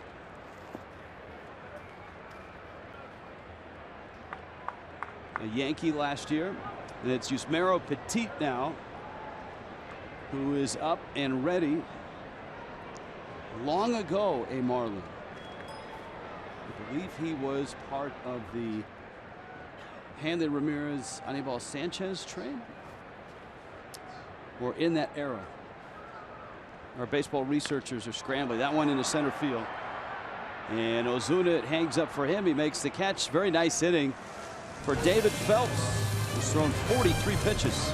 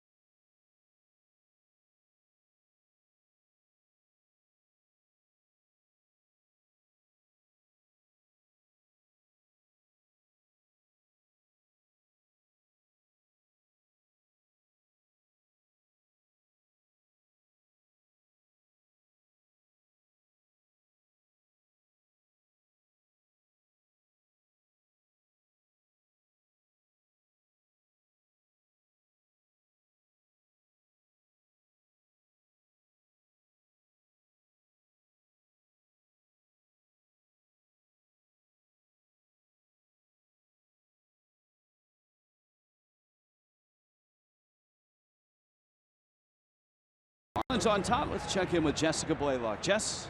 Well, Rich, Justin Bour grew up in the D.C. area. He played college baseball for George Mason. Because of that, he says he loves coming to play games at Nationals Park. He loves getting to catch up with friends and family. There's several people in the crowd here to watch Justin Bour play, but he said he also loves coming here because he prefers to play in colder weather. I saw him in the dugout after the rain delay, and I said, hey, it's 51 degrees. He said, I'll take it.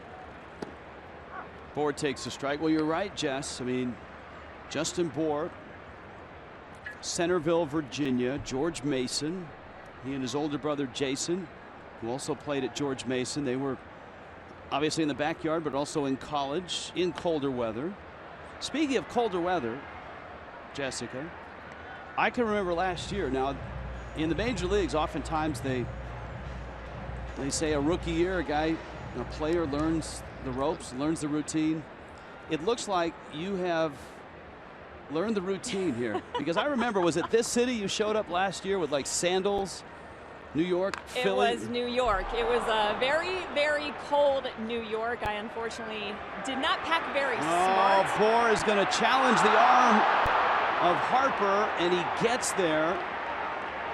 On the one-hop throw, it skipped by Espinoza, and Bour's got himself a double. Sorry about that, Jess, but that throw was headed right to you. Here's a look. We'll get back to you in a sec. Eduardo. This right here, Bryce Harper plays it perfectly, does that 360 turn, and just skips right off the dirt in between hop for Espinoza to make the play. But no hesitation whatsoever on Jason's brother, Justin, sliding into second. All right, before we get to Jess, this editorial note. There was a play last night in which Bour hit a ball similar to that to left field that Justin Upton threw to second base, and the throw was going to beat Bour, but it skipped by the second baseman, and Bour was safe. And the ruling was single and a throwing error to Justin Upton. So we have the exact same play, because Harper's throw is going to get Bour if it's picked. And I did see that, and that should have been scored a double. So Bour should have a double last night. He has a double tonight. And here's Real Muto, and we'll get back to Jess in just a moment. At least we know she's not freezing down there. I know. It's down low. Jess, what prompted and what was the big impetus for change this year? Well, it was very unfortunate in New York last season when I did not pack well. So I decided to go ahead and actually check the weather for this road trip. I saw that it might dip down into the 40s, so I decided, hey, let me pack my jackets. It might rain. Let me pack my umbrella. I feel like I'm off to a much stronger start in my second season than I was in my rookie season. Well, once your producer showed you that there are weather apps for your phone, that was a big breakthrough. Yes, it really was. And you know what? He was nice enough to buy me an umbrella as well. So we are well taken care of on this crew. It's all about teamwork. 1-2 pitches outside. Now there's nobody out here, Eduardo. JT Real Muto has a couple of hits, and the Marlins have another runner in scoring position. They do, and in this situation, you have a 2-2 count. You don't necessarily have to try to hit the ball the other way to move just in the third. Right now, if it's pitched inside and you can get a pitch that you can rip, you're up 4-3, two strikes. Go for it.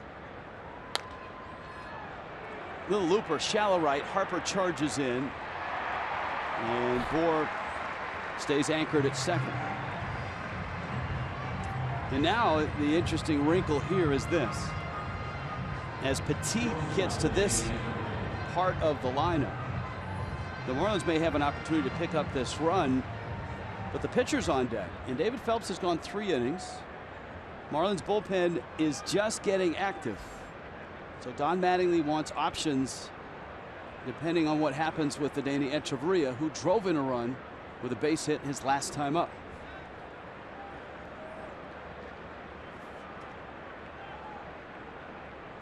And by the way, it was not the Hanley Ramirez Anibal Sanchez trade. It was the Carlos Delgado Mike Jacobs trade from the Mets that brought Yusmeiro Petit to the Marlins.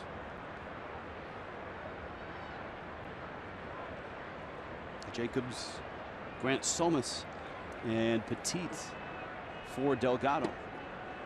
Pitch misses in.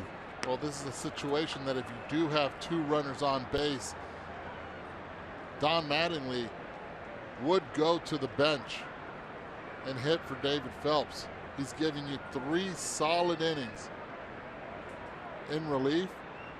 Now, if there's a run driven in right here or just a runner at second base, you could see David Phelps hit for himself. It is Phelps who is on deck, but the bullpen is active.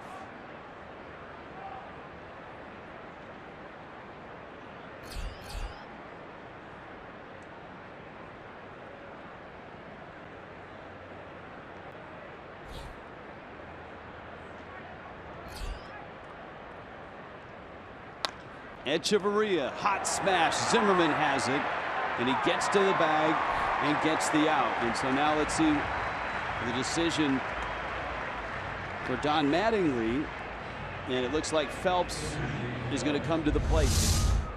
And this is a nice reaction right here by Ryan Zimmerman. This ball is scolded at the first base. Gets it on the short hop, takes it himself. Ball's tailing away from him. Clears his left side and is able to free up that glove to make the play. And I like this decision by Don Mattingly to allow David Phelps to hit right here. Right now you're up 1, but you need a couple more innings out of him. He's been so strong for the last 3. If he can extend and get you at least 6 more outs, that will then take it deeper into the pen. Well, and remember, Miami's pen in the last 2 days has combined for 10 innings right out of the gate at the start of the season. Ball and a strike. Into center field. That's a base hit. And David Phelps helps himself out. 5-3 Miami. That's a beautiful thing for Don Mattingly right there. First career RBI for David Phelps, and it's a big one.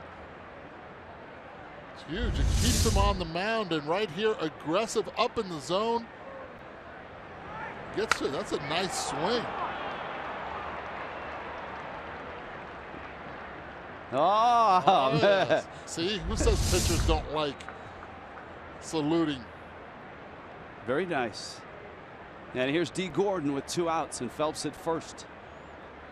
And Gordon rips one down the right field line, but it's going to hook into the seats.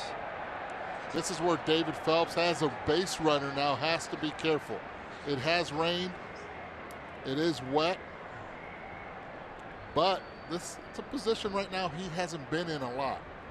D. Gordon, a lot of speed behind him, hits one in the gap. Has to be looking in front of him to see where David Phelps is. Gordon rifles that one into center and hangs up for Michael Taylor. But the Marlins chase home the run. Justin Bour a double, and David Phelps drives him in.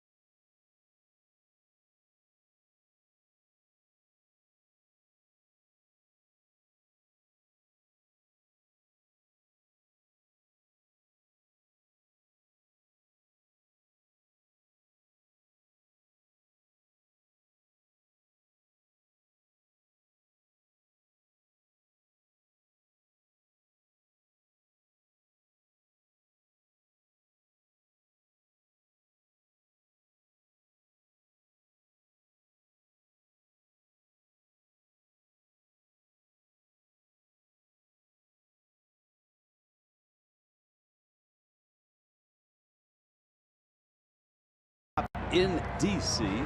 New sheriff in town, Johnny B. Baker. The Toyota inside look. 21st year as a skipper, 3 times manager of the year. That rookie year you talked about as a Giant manager, missed the playoffs by 1 game.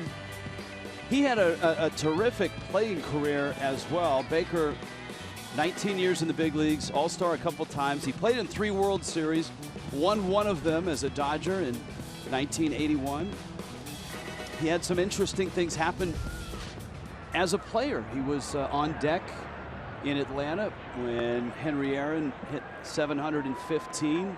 Baker, a very good Brave, 8 years in Atlanta. As well, some people credit him as inventing and performing the very first high five in sports history as a Dodger. He has always been a guy, too, that, as Michael Taylor stands in, curiously, has worn batting gloves and sweatbands. Batting gloves when it's cold, sweatbands almost always as a manager. He has, and don't forget the toothpick. Good toothpick. He had a great quote when people asked him, why do you have a toothpick in your mouth while you manage? He said, toothpicks are a great source of protein. Center field, enough room for Ozuna, and he's there to make the catch, and Taylor is out number 1, and David Phelps, who helped pad the lead with his RBI single, is up 2 in the bottom of the 5th. Since he's been in the game, he's been able to pound the strike zone, not afraid to come inside, keeping the hitters off balance. Started the game facing Bryce Harper and has continued to mow down the Nationals lineup.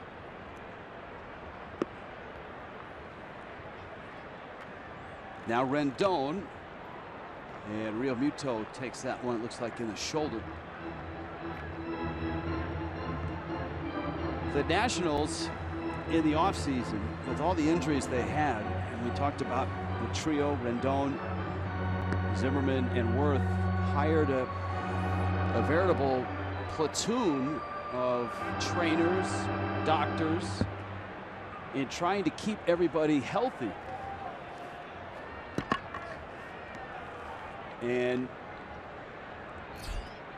of course, 3 pitches in, they lose Ben Revere on a check swing in Atlanta. That one lands in front of Stanton for a hit. And so Anthony Rendon with a 1-out single. So the Nationals are hopeful that more people will bring more health. And we'll see. Because it is a team that, despite the youth of Harper or even a Rendon, has some older players. Worth being one, Zimmerman another, Murphy is 31.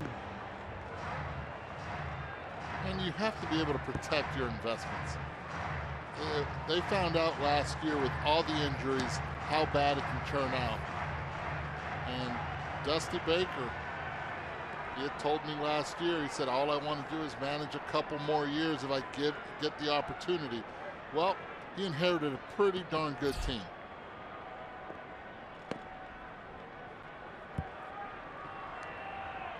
Harper takes down low.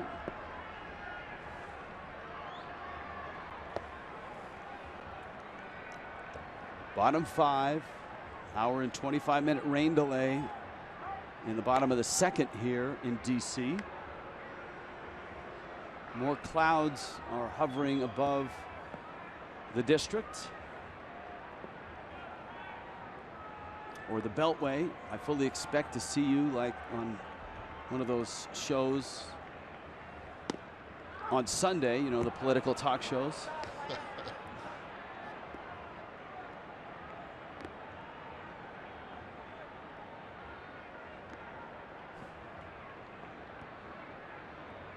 Ball and a strike.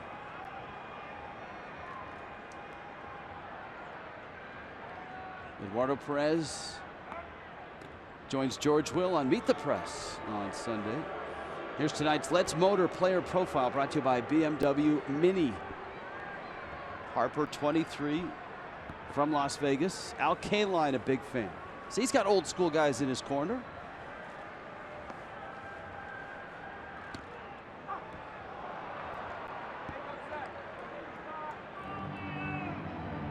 really good pitch, throwing that off speed for a strike. You see right there, he was caught off balance, looking for the fastball. That's what he does, hunts the fastball, reacts to the rest. Good opportunity for David Phelps right now to try to throw one down in the dirt. Try to come back fastball. It started it in, kept it in. That's one thing that Juan Nieves has talked about to the pitching staff, and especially going into that Detroit series. I think it applies to this Nationals team, is you've got to pitch inside. Yeah, you got to establish that inside part. It can't just be away, away, away. That's a pretty good pitch. But we've seen Lance Barksdale all night long not call it. This time against left-handed hitters, you see where his location is. That ball's a ball on the fox tracks. His eyes are right above that inside part of the plate. That one did miss. There were others an inning, 2 innings ago that were on the plate for both Phelps and Roark. And Phelps throws that pitch, or throws the pickoff throw away. It's free passage to second for Rendon. And it looked like from that shot that both Justin Bour and Rendon a bit surprised that that pickoff came that way. Bit surprised. It looks like it was going behind the runner.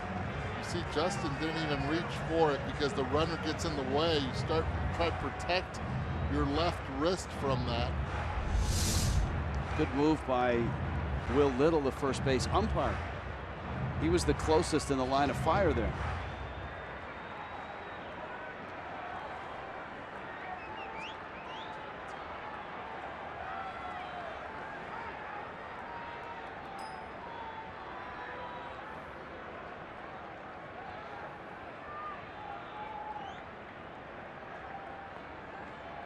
And so it's Harper and Phelps on a full count.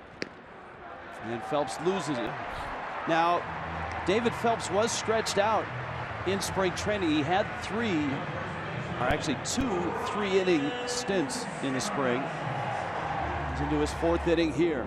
Fish family, you can join them and do it with a prorated full season ticket plan starting at just $6 a game.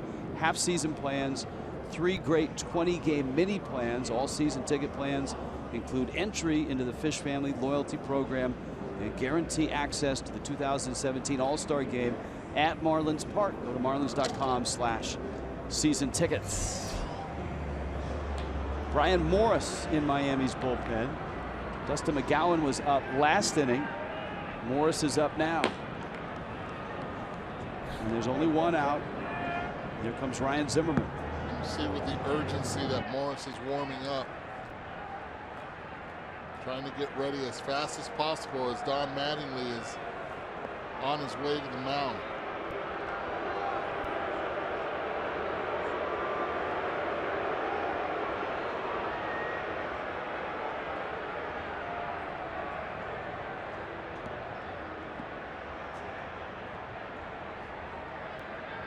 Partner, I haven't seen you in a while. How much do you like that timer with the visits? I like the timer. I like it a lot because it speeds everything up, and there's no more going out and waiting for the umpire to get out there and say break it up.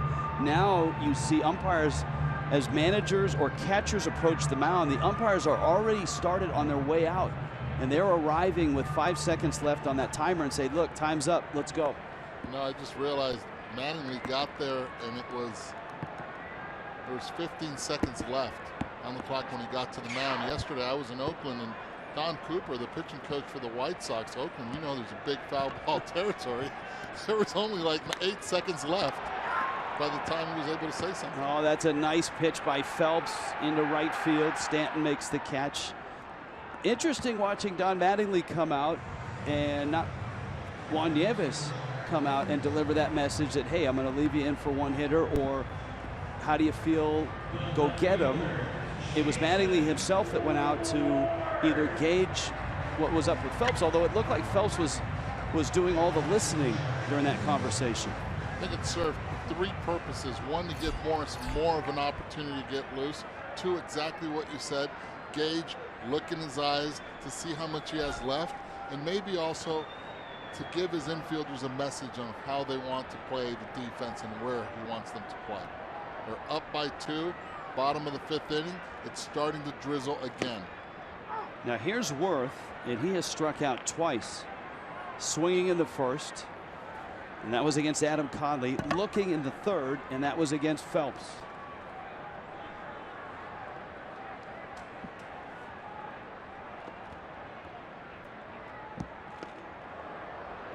Phelps has not been afraid to throw inside in his appearance tonight.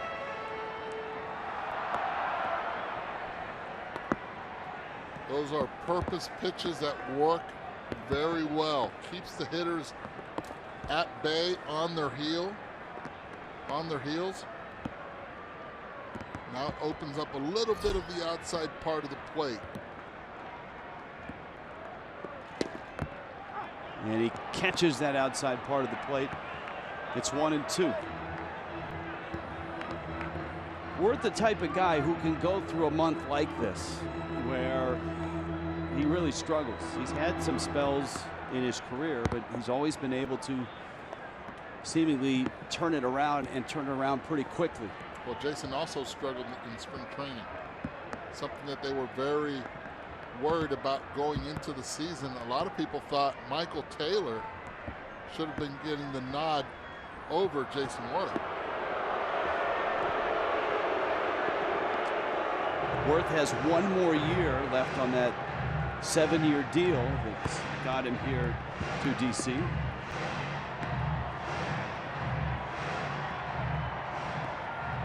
This is year 6. It was a 7-year, $126 million contract. You can hear raindrops hitting some of the microphones that are placed in and around Nationals Park. Bouncer, Gordon at second, and David Phelps with a little help from Justin Bohr. And hold on, Jason Worth is signaling to the first base umpire. I'm not sure what the discussion is, but Worth stopped, wheeled, and he had words with the first base umpire, Will Little. And I'm not sure, it looked like a clear tag from Bohr. Lance Barksdale is keeping the Marlins on the field. Dusty Baker is out.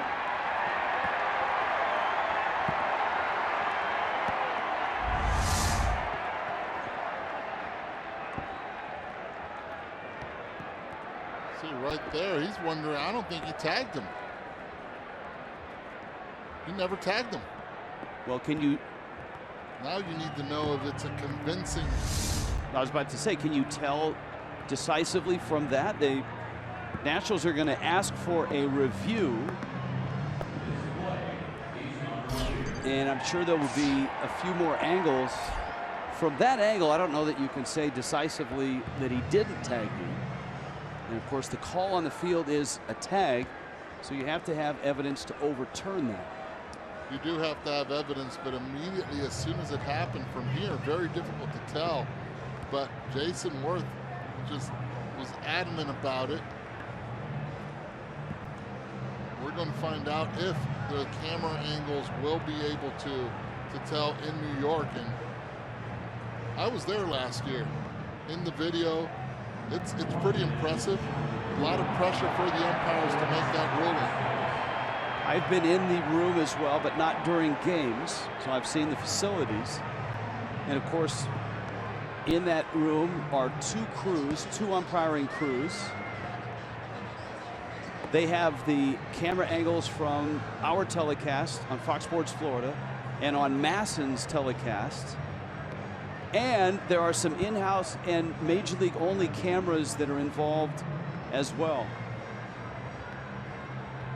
See, from there, you can't even see definitively if he placed the tag. But there are no wrinkles in that uniform when you usually see the glove touch the uniform. It's going to be interesting the way they call it. Can you make a ruling based on wrinkles? I know that one of the clarifications this year is the laces of the glove do not constitute the glove on a tag play. Maybe they'll iron it out. Oh. I had to. I had to. Yeah. You laid it up for me. Ted Barrett. Ted Barrett is the crew chief. Will Little, the first base umpire. And he's out. And I don't think there was enough evidence to overturn that. Nationals lose their challenge. Marlins get the out. And David Phelps, a terrific effort here with the Marlins on top 5-3.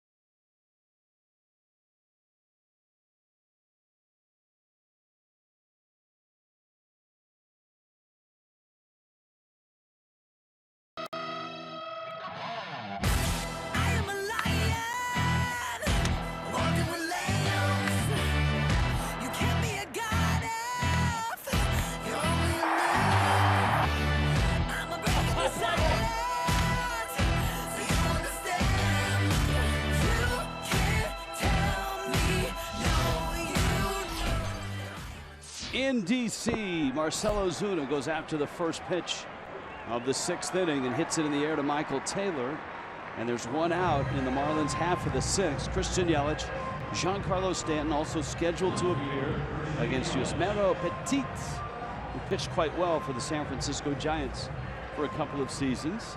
Rich Waltz, Eduardo Perez, Jessica Blaylock, and Preston Wilson will be by for Marlins Live, braving the elements down below. Preston all bundled up, so is Jessica. And you can see the Marlin reserves and coaches have got a lot of jackets and a lot of layers on. The weather right now is holding, though there is some gray stuff and some dark stuff above. We had an hour and 25-minute rain delay in the bottom of the 2nd inning. Yelich takes a changeup that floats in. And it's 2-0. Yelich has had some great at-bats tonight. There's a look at the dark stuff. I'm gonna be Jim Cantore right now and say we're going to be okay the rest of the night. Yelich, center field. That ball's hit a ton. Taylor back, and he catches it at the track. Christian Yelich hit it hard. Michael Taylor can go get him. And that's exactly what he did. A little hesitation by Michael Taylor right there. Almost like a low basket type catch. Didn't pick it up well. After he started running back, and you can see him looking up.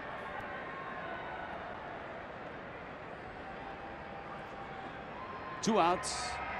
Stanton, who was 2 for 3, both are singles, and a low fastball. So Jim Cantore, the Weather Channel guy, right? That's right. Big fan. Always in the middle of every storm. Hasn't met a storm he doesn't face.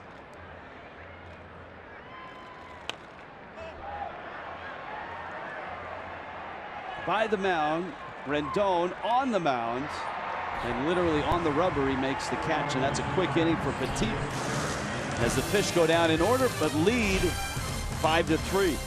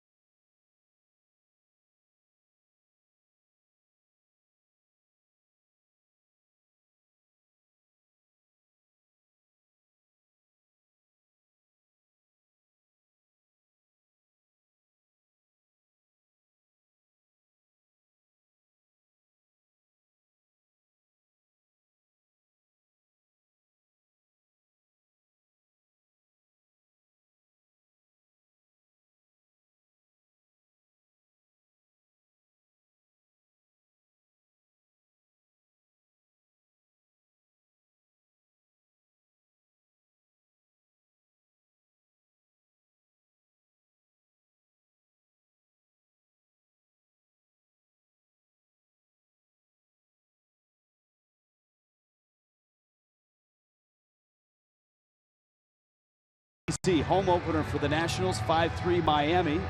Geico presents this Marlins moment.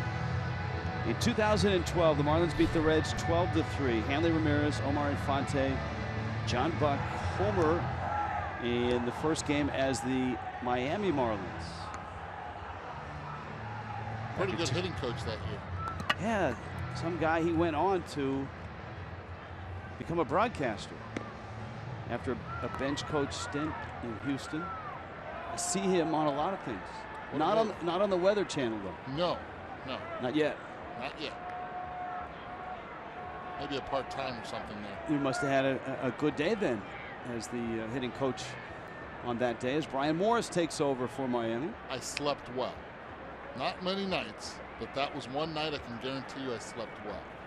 Daniel Murphy, Wilson Ramos, and Danny Espinoza.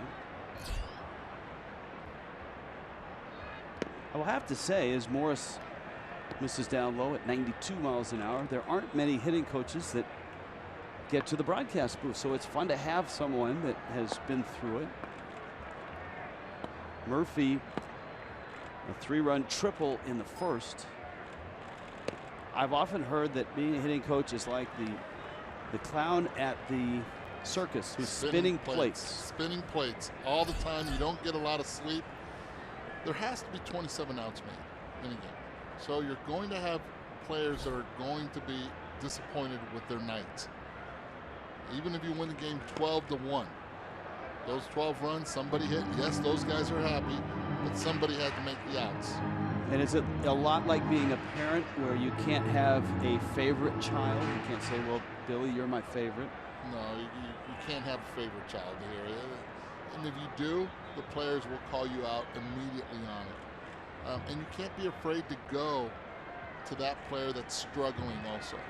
Because you could fall in the ritual of, hey, this kid is swinging the bat well, I'm going to stick with him. JT Realmuto out to talk to Brian Morris. Morris, in his first appearance of the season, gave up a couple of home runs. That was on Tuesday night.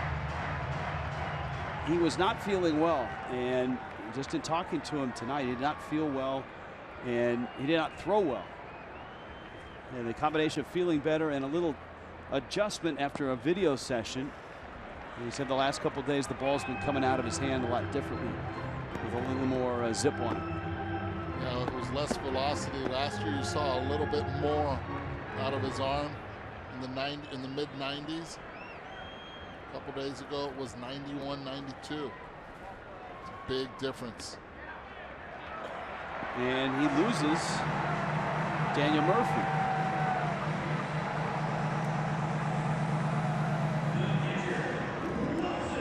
This week only, T-Mobile customers can get a free season-long subscription to MLB.tv Premium. Go to T-Mobile.com/MLB to sign up now. Catch every moment on America's fastest-growing LTE network. Well, it's a 2-run lead that Morris is trying to protect here in the bottom of the 6th.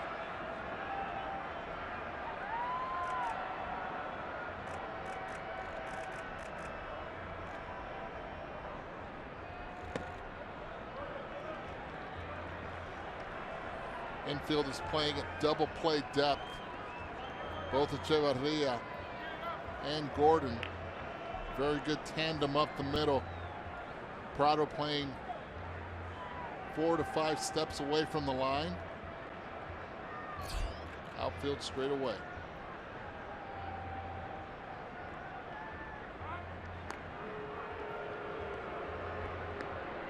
If you're just dropping into this ball game, Adam Conley started, went an inning, and the Marlins, after an hour-and-a-half rain delay, turned to David Phelps, and Phelps responded by giving them 4 scoreless innings. He had some base runners to deal with, and he dealt with them. And of course, Phelps had a key RBI single as a hitter, and made it from a 4-3 game, pushed it to 5-3.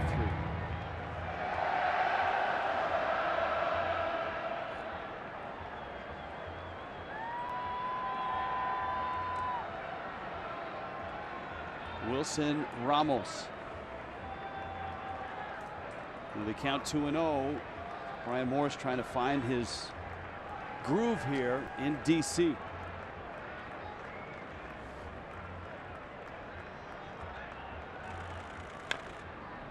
And Ramos a cut on a 2-0. Decided to go with the off-speed pitch. Hasn't been able to locate that fastball well. So right there, went with the breaking ball, was able to throw it for a strike, getting Wilson Ramos a little bit off balance.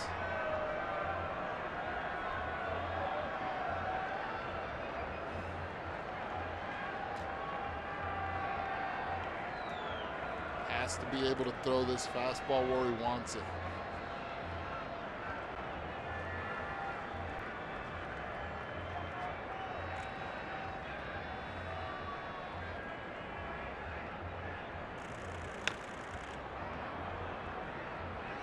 One of the guys in the Pittsburgh Pirates organization, and that's where Morris got to the big leagues, that really helped him and is now a member of the Marlins front office, is Jim Benedict, who's the vice president of pitching for the Fish. Though drafted by the Dodgers in a first-round draft pick by the Dodgers, traded to the Pirates, and the Marlins picked him up a few years ago, and he's been a really nice bullpen piece for Miami, as he was for the Pirates. Benedict, longtime pitching guru, if you will. He and Mark Del Piano, who's now the vice president of player development for Miami, coming over in the offseason from Pittsburgh's front office.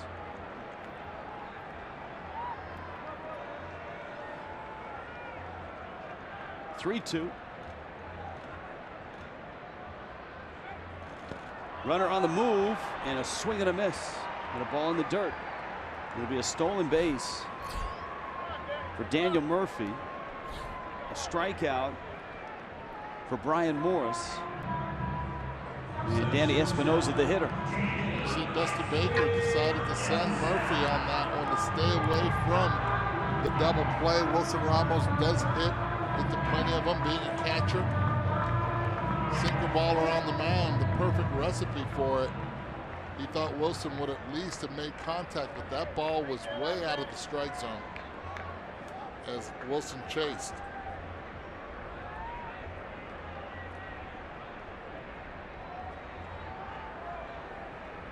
Espinosa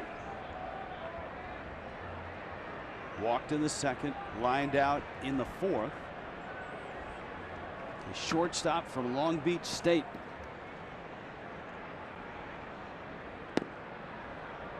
Who have the best college baseball nickname, right? I mean, the Dirtbags.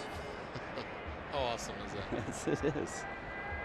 And they've got there's a pretty good parade of infielders, starting with Rookie of the Year Bobby Crosby, Evan Longoria, Troy Tulowitzki,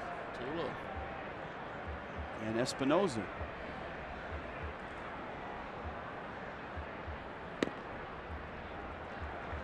He's falling behind again. Play with matches, you can get burned. Have to be able to get ahead in the count. Doesn't matter how good your stuff is.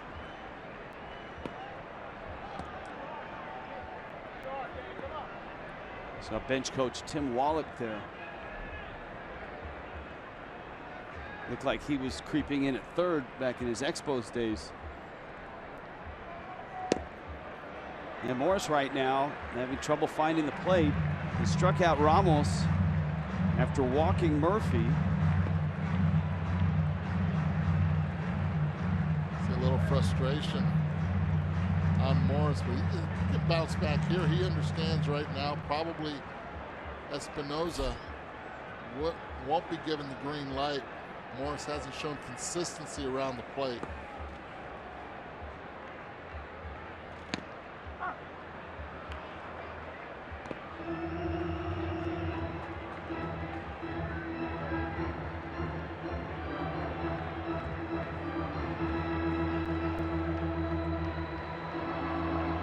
(5-3) Miami in DC. Nationals won their first 2 games in Atlanta. Marlins lost their first 2 at home against the muscular Detroit Tigers.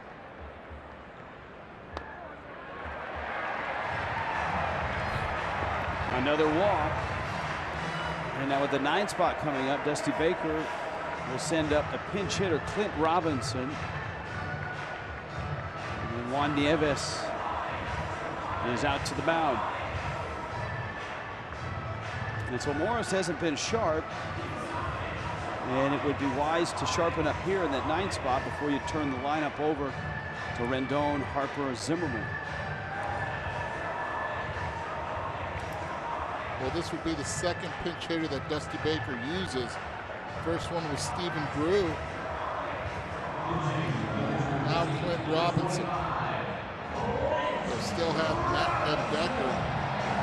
He's had a big hit for them yesterday. Jose Levaton, which is the backup catcher switch hitter, and Chris Izey,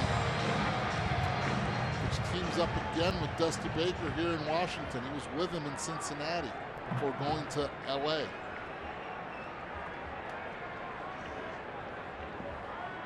So Robinson will hit. Morris will try to find the strike zone. Miami's infield swung around playing this lefty bat to pull. And Morris finds the corner with a breaking ball. And that's one pitch that has been able to bail Morris out, is that breaking pitch. Has been able to throw it for a fastball, for a strike. And has been able to follow that pitch with a fastball for another strike. Let's see if it goes breaking ball again. Last year, Robinson, and he did go off speed. Robinson led the Nationals in pinch hits with 6. Interesting,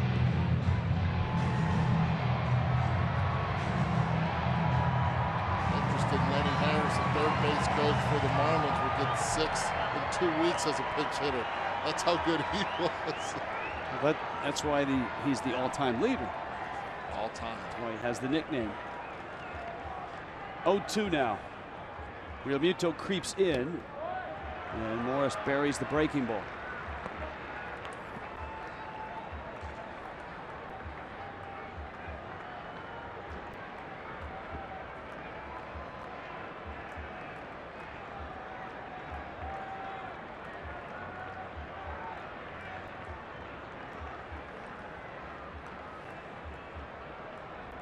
One, 2. Ooh, that's a good pitch right there. Morris. That's hard. You see the frustration. The shoulders go down on Morris. He wanted that call. Look where that pitch is right there. The body language. Perfect pitch down and away. And Don Mattingly right now is furious. It has been a long day for Lance Barksdale behind the plate on both sides, but especially on that one. With Morris struggling to find his control, he hits the corner at the knees and on the black, and did not get the call. You see it right there, the number 4, down right on the corner.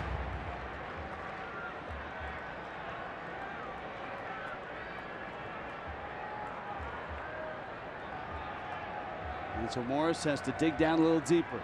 First and second, just 1 out.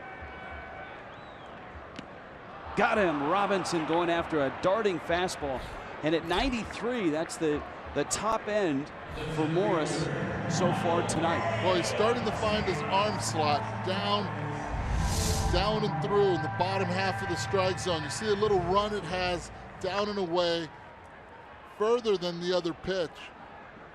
But Robinson knew he got away with one 2 pitches ago. There's no way he was going to try to take that pitch. Good run. Michael Taylor.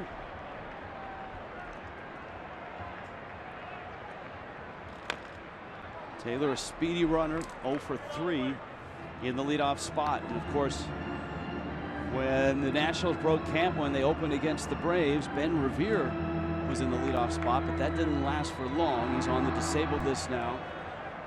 Matt Den Decker is up in his spot. And they were counting big on Ben Revere to be that leadoff guy. Continued to play a couple innings even after the injury and aggravated even worst.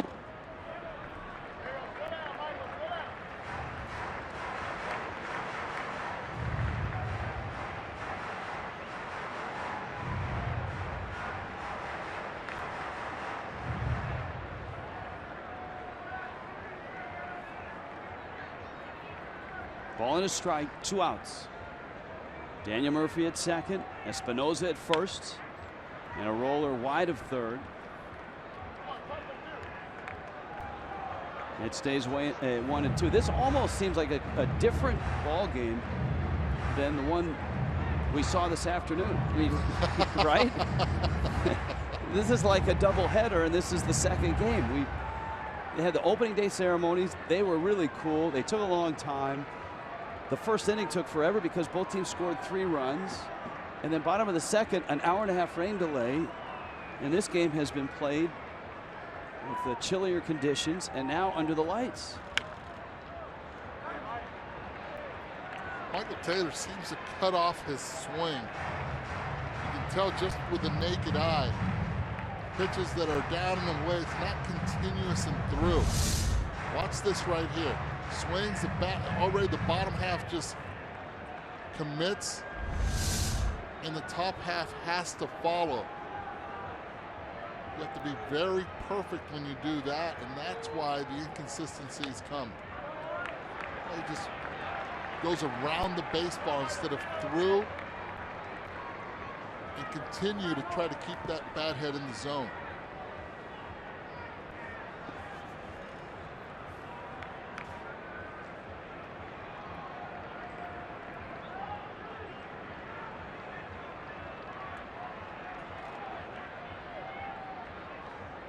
That's what, you know, that look, and as a hitting coach, you see that, and you know that Rick Shue sees that, hitting coach for the Nationals.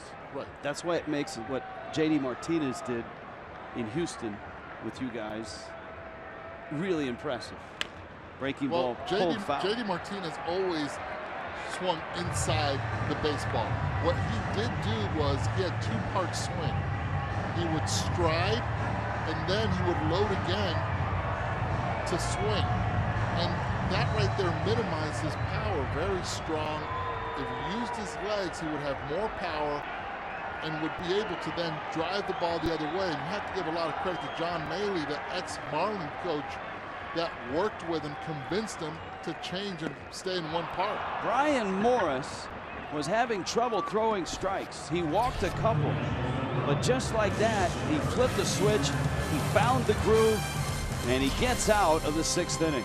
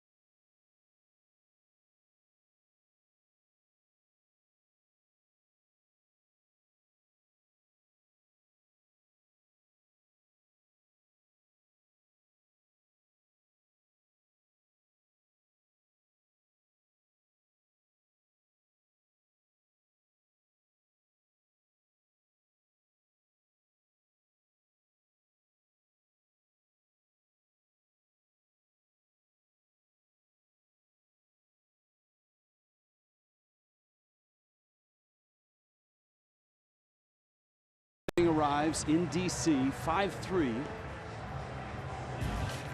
Suite Rentals, just behind home plate. You can rent one of the suites at Marlins Park for 1 game, and you get all the cool stuff that a suite has, from 16 to 60 guests, VIP service, exquisite food and beverage options, white tablecloth service.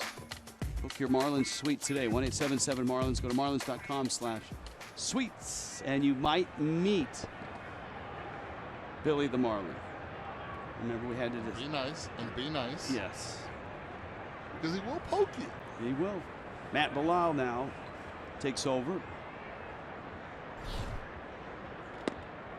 And a first pitch to Martin Prado is a strike. Now the Nationals got 4 innings out of Tanner Roark. He came back after the hour-and-a-half rain delay. 4 runs, 3 earned, 9 hits, 3 walks, and 3 strikeouts. Yusmeiro Petit, 2 innings, a run, and that was the David Phelps single. And so here is Belial.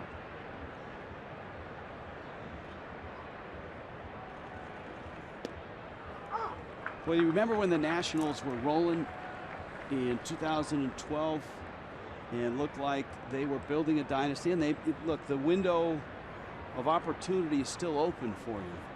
But their bullpen had a decidedly different feel back then. It was Tyler Clippard, whom the Marlins, I mean, he was kryptonite to the Marlins for 4 or 5 years. Over the top with that changeup. Drew Storen was saving games, and then when they decided to make the change, Rafael Soriano came in, and they had all 3 of those guys. And then injuries. And trades. I mean, still surprised by the trade of Clippard to the Athletics. Then he came back east to pitch for the Mets. Soriano, of course, was a little bit older than everybody. And I think maybe psychologically Storen needed just to get out of Washington, D.C. Towards the line, and Harper reaches up and makes the catch up against the wall. It's a nice play. It's a lot of focus right there. Knowing the ballpark is definitely important. See right here, he's getting close to it. Never takes his eye off the baseball. Some people say you want to see the ball, then the wall, then the ball, but when it's right in front of you, you have a little bit of feel. Now Justin Bour. Bour has doubled, takes a strike. If he called that a strike, he's called a lot of pitches better than that a ball. But it looks like it kissed the top part. Yeah, and I mean, the scoreboard in the ballpark has 1-1, and it is 1-1, so we did call it a strike. And he did catch that very corner. Well, the back of the bullpen now is Jonathan Papelbon, who is not a real popular guy here in Washington, D.C. He's not, but if he continues to save games, people forget with success. Obviously last year with what he had an encounter in the dugout with Bryce Harper. Well, remember at the tail end in Philadelphia, he had an encounter with himself coming off the field, and that drew the ire of the Philly fans. He choked Harper. Bour slices that one in the gap, and a sliding try. Worth can't make the catch, and Bour's on his way to second, and he's got another double. And one thing you cannot say that Justin Bour does not do is get out of the box in a hurry. He's creating. Right there, you see him get out of the box. Jason Worth, the route that he took wasn't the best. Start off back and then bananaed all the way back to the ball. As you see, Justin right there realizes at that moment, I have an opportunity for 2. Let's get that slugging percentage up. Well, a couple doubles will help. Now with 1 out, JT Realmuto, who was 2 for 3, comes to the plate. And Belial catches a corner for a strike.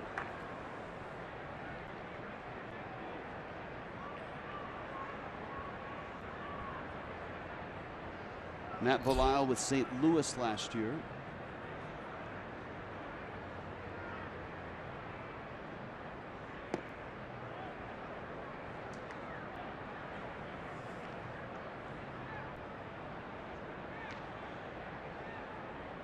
Miami looking for their first win of the season and trying to spoil the home opener for the Nationals.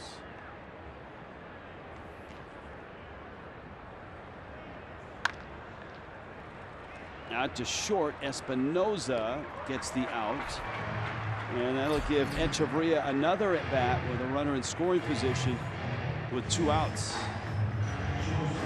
He drove in a run in the 3rd, and in the 1st and the 5th he bounced out in those same spots. So Etch has been up there with a chance to do damage now for the 4th time. And this time you definitely have to pitch to him. You have Derek Dietrich on deck. There's nobody else up in the bullpen for the Nationals. Sometimes wonder if first base is open.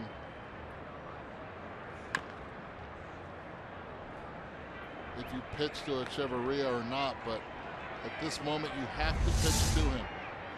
This has to hurt a little bit, especially with the weather the way it is. Right off the big toe. Ay, papacito. Que dolor. What pain.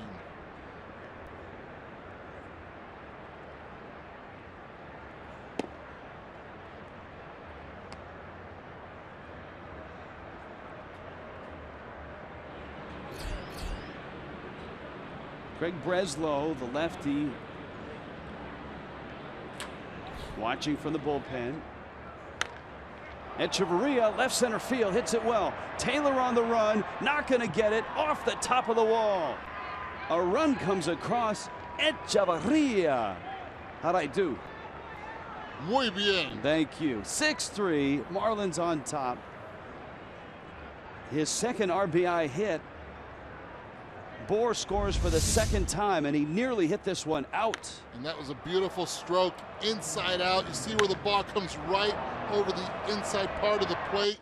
They're able to barrel it, hitting the E of Kaiser. Well balanced. Let's get 2 on this. When you hit the E in Kaiser, it's a beautiful thing. You've hit it well. It's a beautiful thing. 6-3 Miami. And here's Morris. And an opportunity with the run across to maybe squeeze another inning out of Morris. Remember, the Marlins bullpen a combined 10 innings in the series, the 2-game series against the Tigers, and just 1 inning out of Adam Conley with the long rain delay tonight. And you force Dusty Baker's hand right there, having Dietrich on deck, having your lefty warming up, not really getting hot in the pen. Nice managing by Don Mattingly. Outside corner.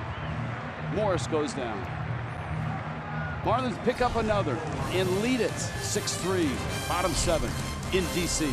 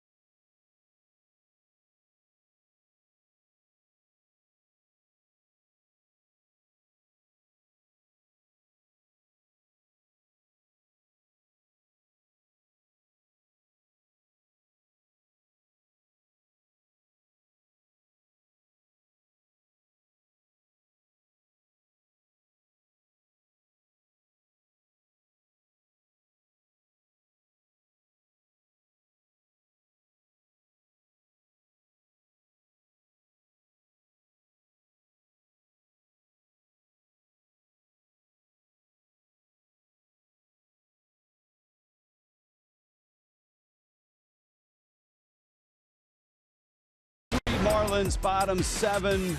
Opening day, always good to see. And a quick start by the Marlins. Staying up the middle, base hit, huge right there. And you know what? You can't be afraid to get jammed, JT. That's exactly what happened, and then the rains came. That was after Murphy's 3-run triple, a 3-3 game. After the long delay, even David Phelps getting in on it.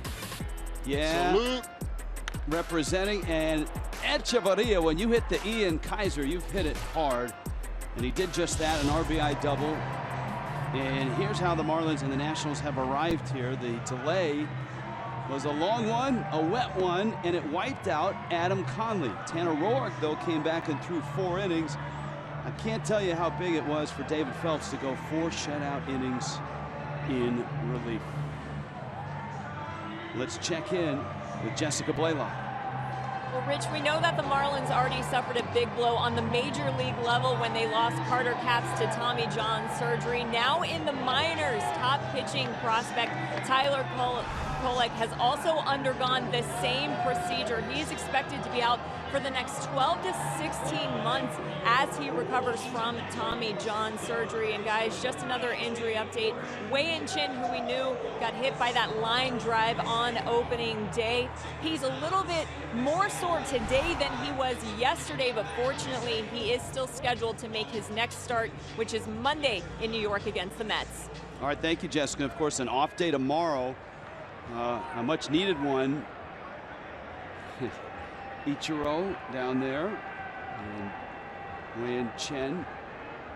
Off day tomorrow. Marlins bullpen has had to work again. Some heavy innings here. And Brian Morris at the tail end of the 6th seemingly got it together. He ended up striking out 3, walking 2 in that inning. But here, it's Anthony Rendon, it's Bryce Harper, and it's Ryan Zimmerman.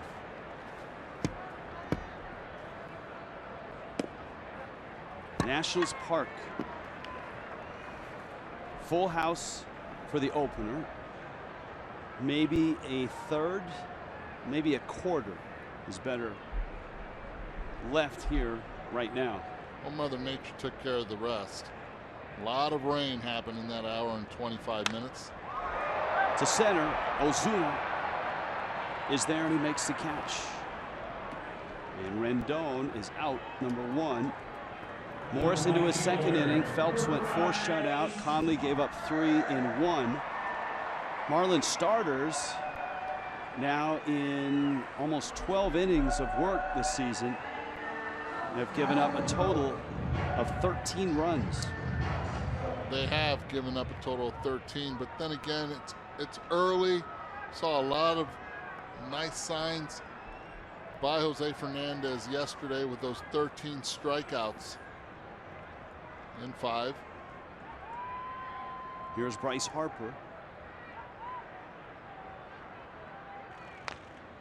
Well, it's a fair point and a good one with Jose. You know, the one pitch obviously that he'd like to have back and that changed the whole course of his start was the backdoor breaking ball that ended up coming in the front door.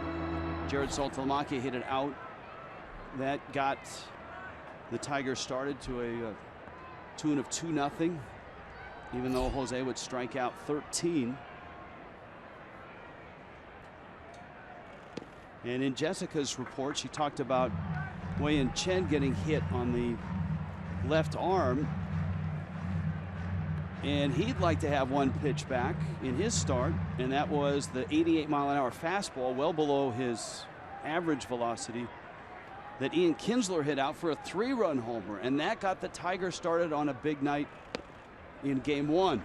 But that being said, the tenacity of the Marlins being able to come back from such a deficit on opening day, we're going to witness a lot of good offense from this team throughout the year.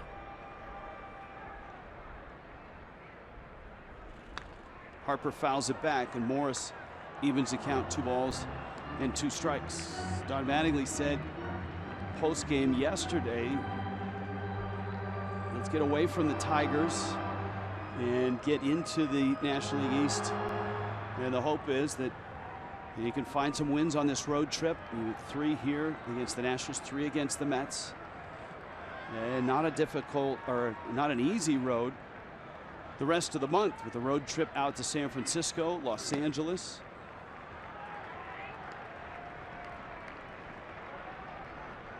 When you're going into New York this year, it's pretty much almost you're facing number 1s and number 2s. Doesn't matter if they're the 4th or 5th starter in that rotation. Very good, very deep.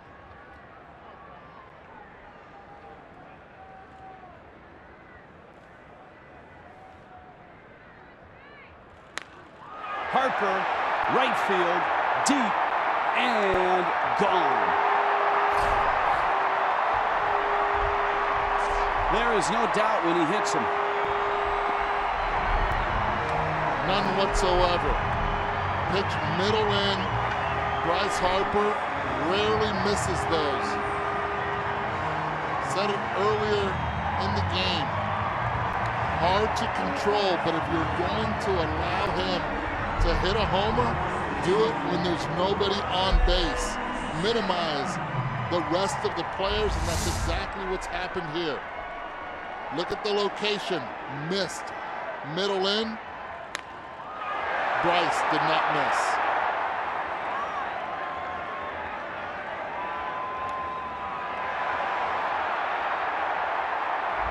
He knew it. Now Zimmerman, and he swings and misses. Second of the season. Harper homered in Atlanta as well. He's walked twice, and he has homered. That adjustment that he made last year,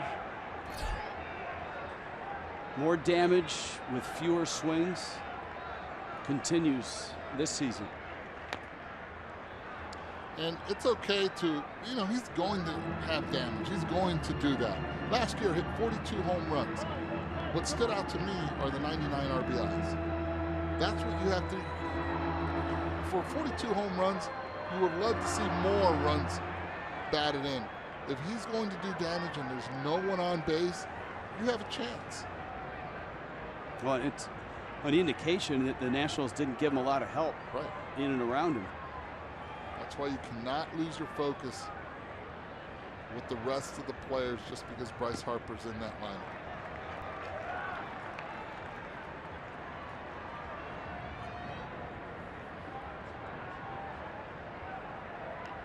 One and two.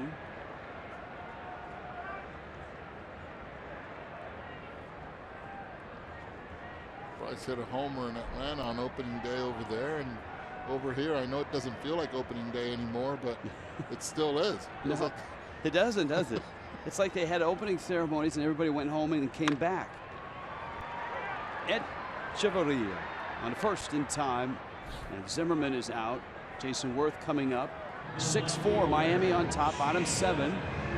This has turned into a chilly night in D.C., which is, I think, a preview of what the Marlins and the Nationals will be up against come Saturday, where temperatures are supposed to be chilly. Just a warning to you, Jim Cantori. I better go get my jacket. It's another time. This is the second time we've seen Don Mattingly trot out and have a chat with his reliever.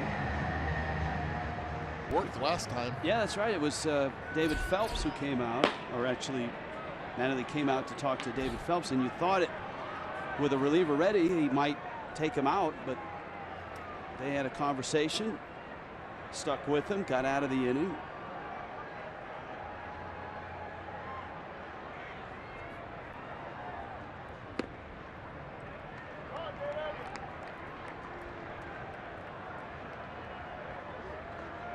An 0 for 3 for Worth. And so far, an 0 for 11 on the season.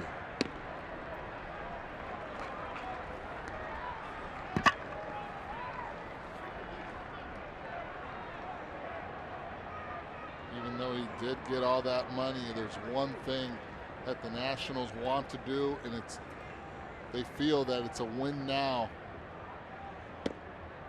attitude. And if Jason doesn't start producing, Dusty Baker will not be afraid to bench him. Do you think that the Nationals feel their window is narrowing, not necessarily closing?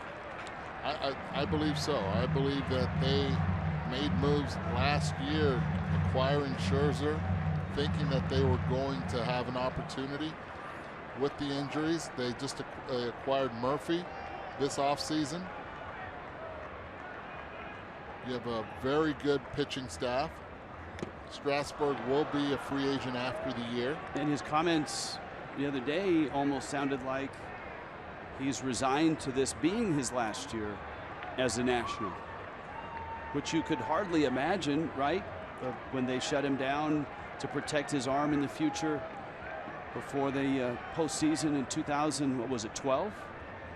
This screams a highest bidder. It's not so much his loyalty as Worth is on his way to first, and Don Mattingly's going to go to Craig Breslow to face the lefty Daniel Murphy. So Worth walks. Morris gives Don Mattingly an inning in 2/3. Wes Kendall Toyota called to the bullpen.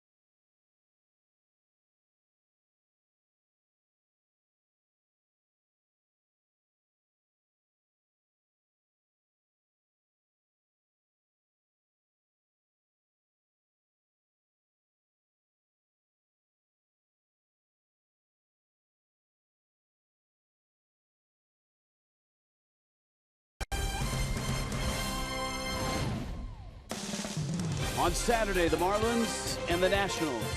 Tom Kohler gets the ball for the Fish, his 2006 debut. Joe Ross will go for Washington as the Marlins and the Nationals play game 2 of a 3-game set. Tomorrow is a scheduled off day. This, the home opener, and they always have the off day just in case it's bad weather. And guess what? We had bad weather, but not bad enough to wipe this game out. Hour-and-a-half rain delay, which came in the bottom of the second, and that certainly changed the Marlins pitching plans. Adam Conley went just 1 inning, and the bullpen has been terrific in his place. David Phelps 4 innings, Brian Morris an inning and 2/3, and now Craig Breslow is in to face Daniel Murphy with a runner at first and 2 outs, and Murphy lines one foul. And I get it, getting the day off schedule just in case of the rain delay, but I never, ever remember having a day off on a Friday in a Major League schedule.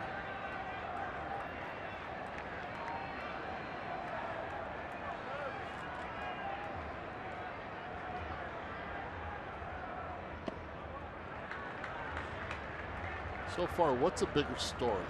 Story in Colorado, the shortstop that has had 4 home runs in the first 3 games of his career, or the Padres not scoring any runs in the first 3 games of their season. How about Starlin Castro?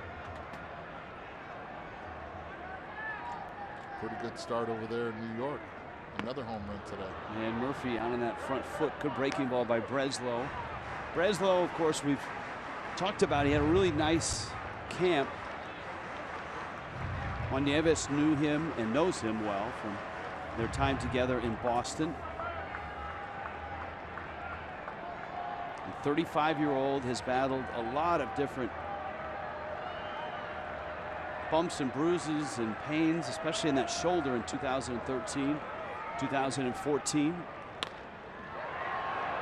Little looper, and it falls in front of Ozuna.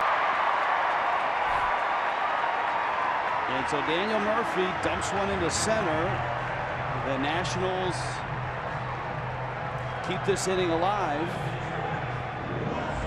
A beautifully placed pitch right here by Breslow. Down and in.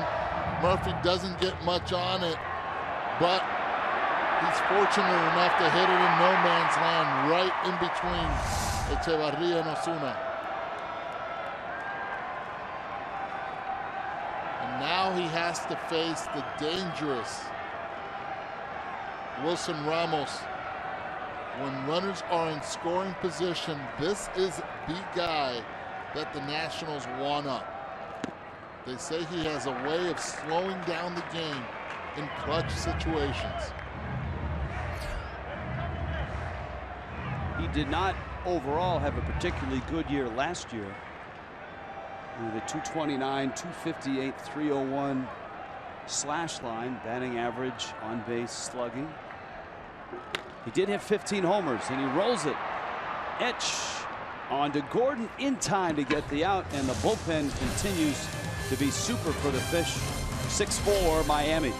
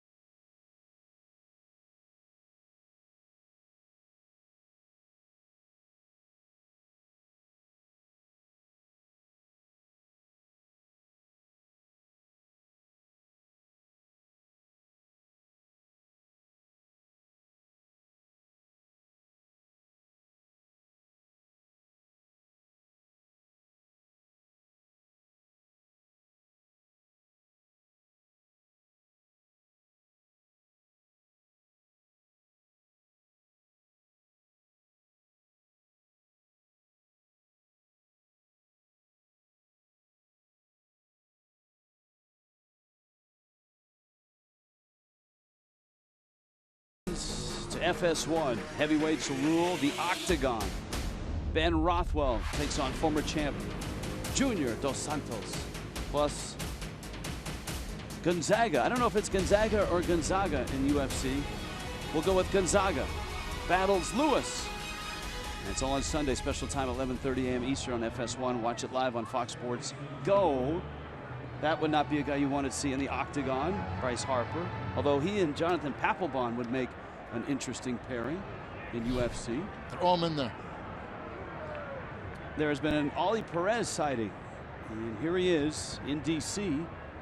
Perez, a guy who has, to his credit, extended a career that many thought was over 6, 7, 8 years ago, when he had control issues and looked like he was headed out of the game.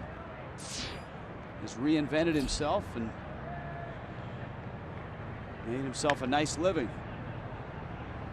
Well, he goes out there with good velocity, arm angle, little 3/4, pitches from the third base side of the rubber. That right there has given him a lot more consistency. When he was younger,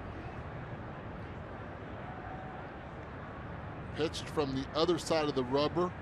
See how he is, all those mannerisms.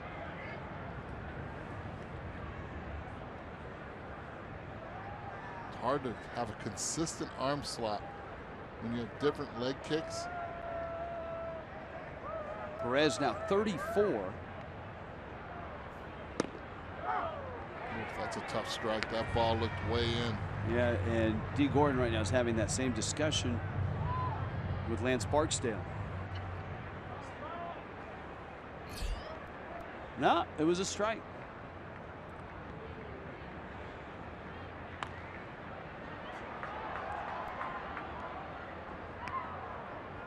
Count is 1-2. Oliver Perez.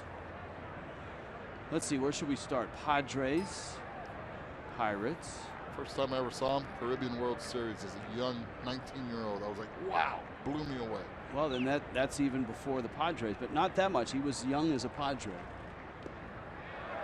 Gordon swings, misses, ball in the dirt. Ramos throws him out.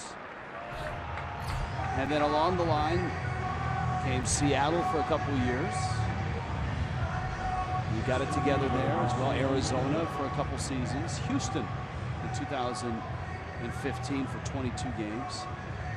And this is his second appearance as a national. All told, his 15th major league season.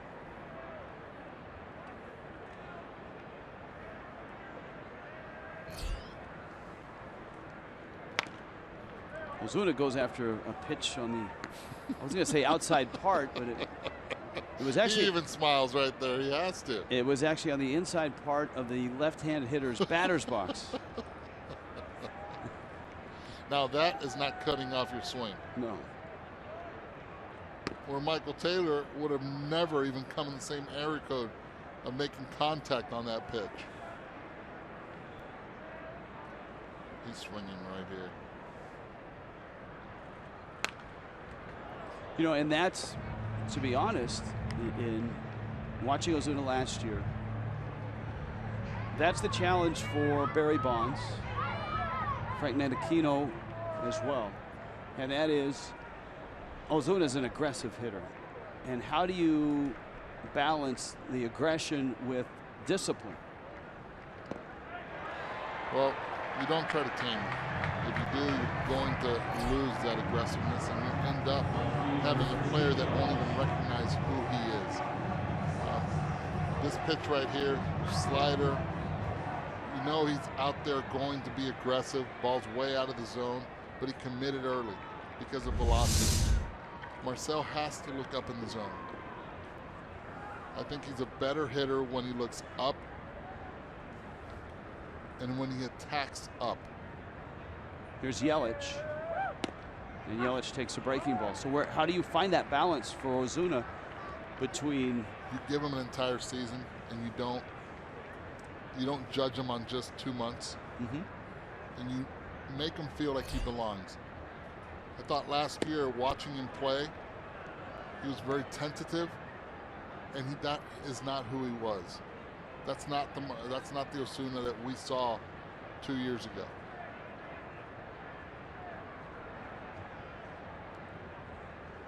And just in the discussions with Don Mattingly and hearing some of the quotes from Barry Bonds,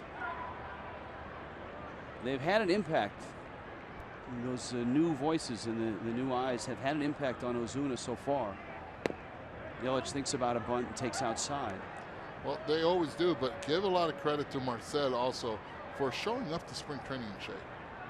If he would have shown up out of shape in spring training, this opportunity wouldn't be there. He's created it for himself. He has the talent and the ability to succeed at this level. It's a very good at-bat by Christian Yelich. Yelich walks.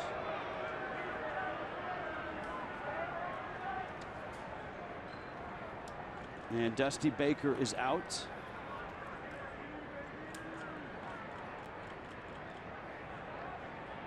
And a double switch. Bullpen arm in. Jason Worth is going to exit the game.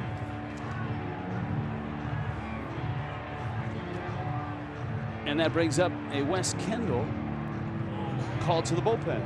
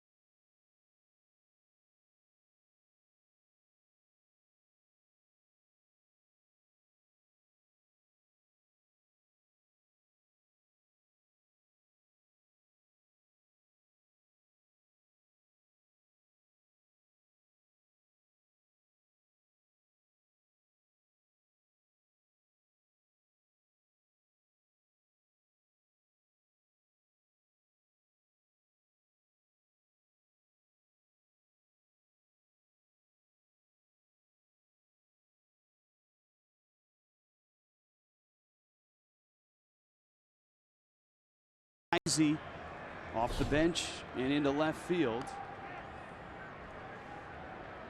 And out of the bullpen is right-hander Sean Kelly. There's a look at Heisey, former Dodger last year, but the guy that Dusty Baker knows well from his time in Cincinnati.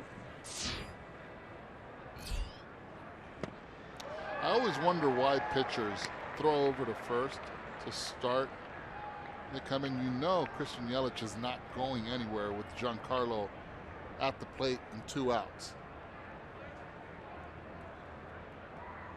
Maybe as a courtesy. You're there.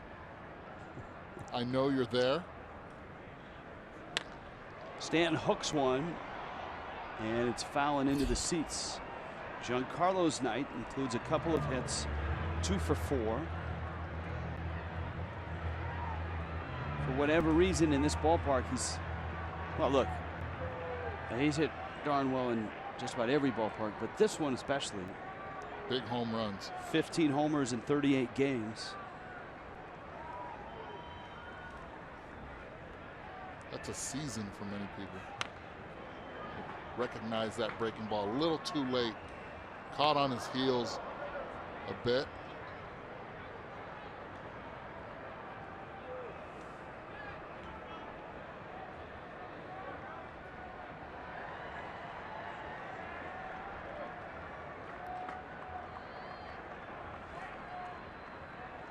Oh, 2. Yelich at first, 2 outs. And he got him. On a slow breaking ball, Stanton strikes out. And Miami is done in the 8th. 6-4. Marlins.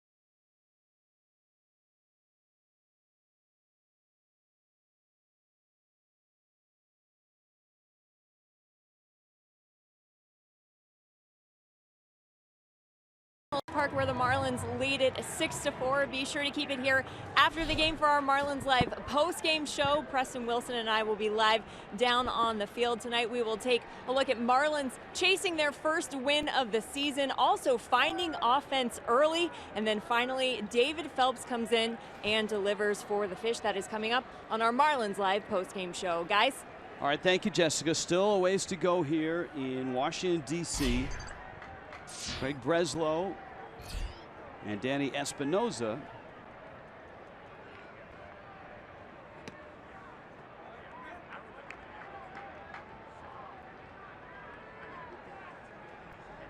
Miguel Rojas is in, and he's at first base. The Marlins had planned on doing this as a defensive replacement. Rojas, an infield whiz, took a lot of time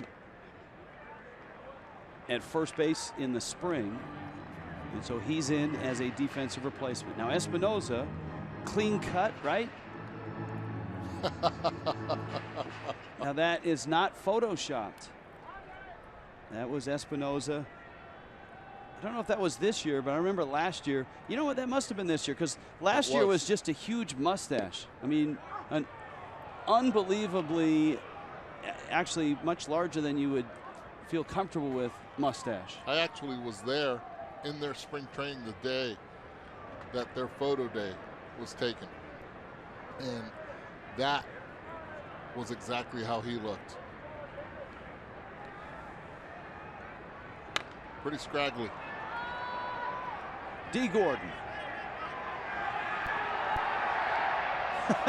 Makes the catch with a smile. A little bit of wind pushing out to right center. That's a lonely feeling when all of a sudden you realize you're not directly underneath it. When you start backpedaling like that, I've been there before. A lot of my errors have been because of that. And it's very difficult. Once you commit to backpedaling, not good. Fortunately, he's athletic enough, quick enough to stay focused and make the play. Breslow misses out. David Phelps for 4, Brian Morris for an inning and 2/3.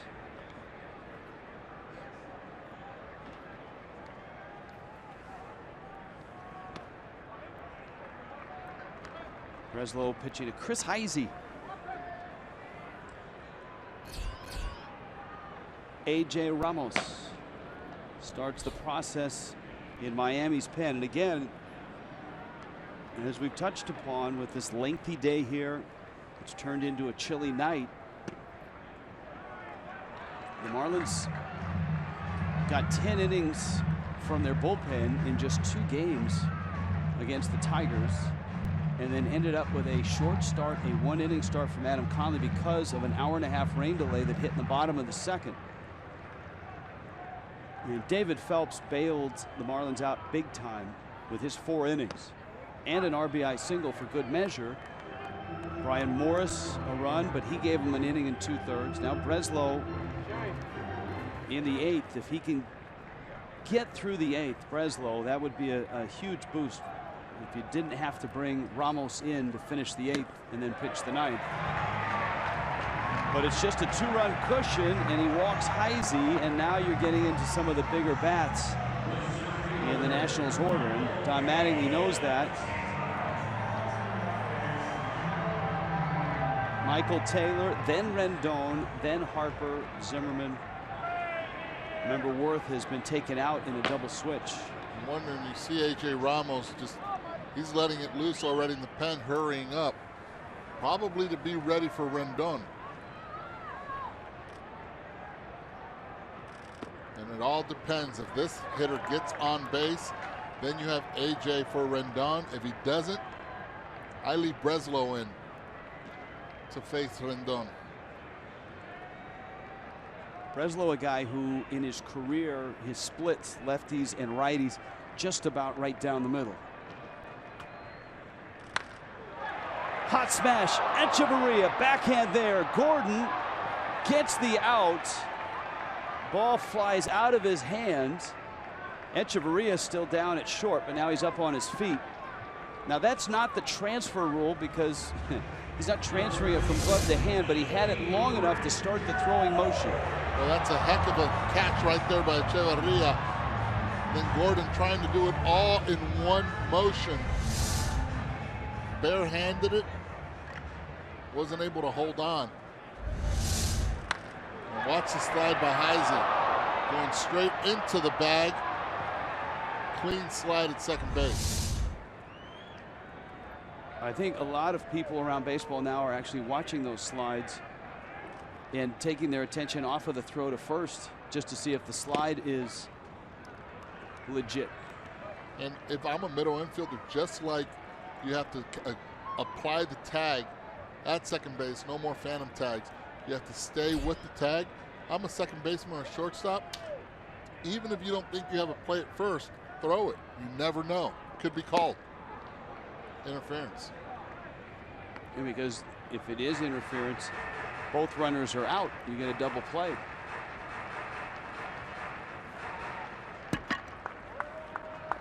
So your plan of attack to leave Breslow in for Rendon. It's all because of the man behind Rendon. You want to go lefty on left. The man behind him, Bryce Harper.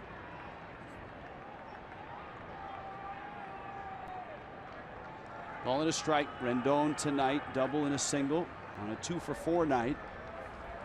13 hits for Miami, just 6 for the Nationals, but a 2-run Marlin lead. Bottom 8.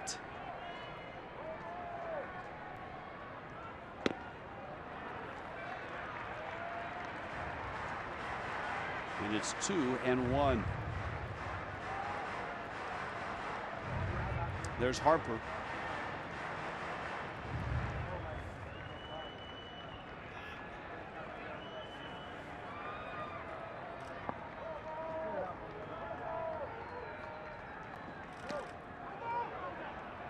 That's a foul tip. And it stays at 2-2.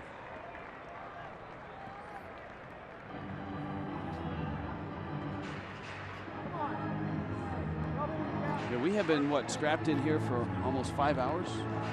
It's been fun. 5.5 hours? It's been fun. And fortunately, we have lots of sleep in us to get this game. That's true. Off day tomorrow, baby. We'll sleep when we're old. Absolutely. Got him. Craig Breslow strikes out Anthony Rendon. And that Marlin bullpen has been spectacular today. Oh, yeah, it's tonight in D.C.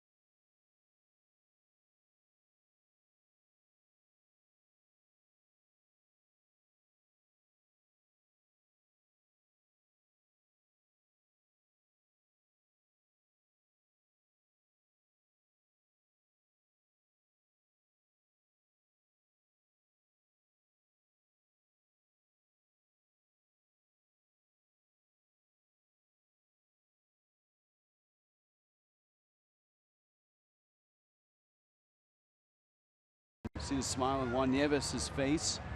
And for the Marlins tonight, on a short start because of rain, the Marlins pen has picked it up. And a 2-run lead in the 9th. MLB.TV Premium. Every out-of-market regular season game. 400 supported devices. MLB.TV, the place to go for details. Eduardo Perez has, I want to say, 27 supported devices. He travels with just under 20 of them. A lot of weight. A lot of weight. It takes a while to get through security, but it's worth it because he can watch MLB.TV Premium wherever he is. I'm all over the place. Whether he's on a conference call, whether he's at the gym, whether he's on the team bus headed out to the ballpark. Fastball, Prado fouls it back. Sean Kelly's still in there. Prado has a couple hits in a 6-4 Miami lead. What is your favorite gadget electronically as far as maybe not watching MLB.TV Premium, but just staying current? It's a great question. You had a cool weather app that you showed everybody in the booth, and now we all have it on our devices. It tells you. It tells you when it's coming. It's a little weather app. I'd say it, but that's right. Unless you're getting a cut, don't say it. I'm not. 1-2. You wanna? If you want to know, Send me a tweet and I'll retweet it to you. It's always good to know exactly when the rain is coming, especially when you're at the ballpark or at the golf course.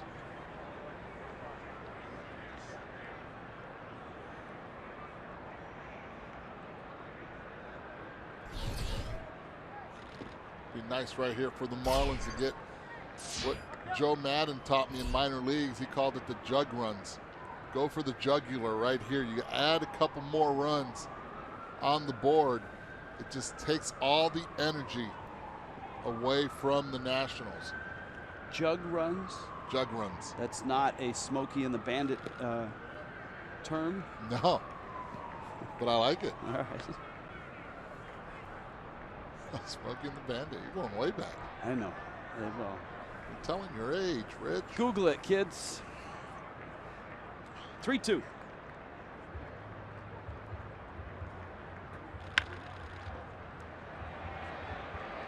Rendon across the diamond in time to get Prado. And you saw where Rendon threw that baseball from, down under. That's where he feels comfortable. That's where he feels most accurate. But if the ball is in the dirt at any time and you're a first baseman, it is so difficult to make a pick on that. See how he's telling Zimmerman at first base, yes, a lot of torque and a lot of movement on that ball. Well, he's the king right there of funky angles from third base, right? Well, he was doing that because of his shoulder injury, without question. He was trying to find a new way in how to get that baseball from third to first. Here's Miguel Rojas. He came in as a defensive replacement. Why is the funky angle tough to pick as opposed to? There's no true hop. Okay. There's no true hop. When you're over the top, you throw four seam. There's no true hop. You're taught as a first baseman to be able to keep your glove low and work your way up. When you throw it from that angle and you see it coming, you pray it doesn't hit you in the lips on the way up from the dirt.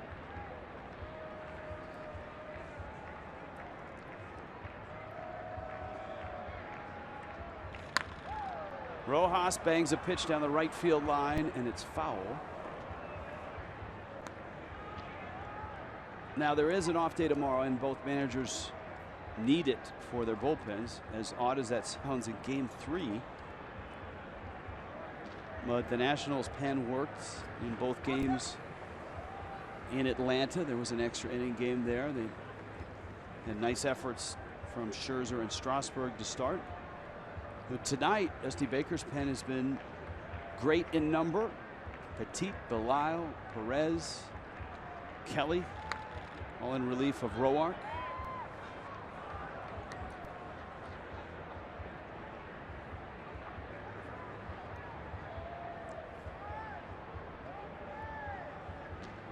I know what your favorite device is. Which one is it? With the travel that you do, it's your garage door opener when you get home, because that means you're home. What if I told you I don't have a garage? Come on, play along with us. Getting to know you. Murphy makes the catch. And there's 2 outs.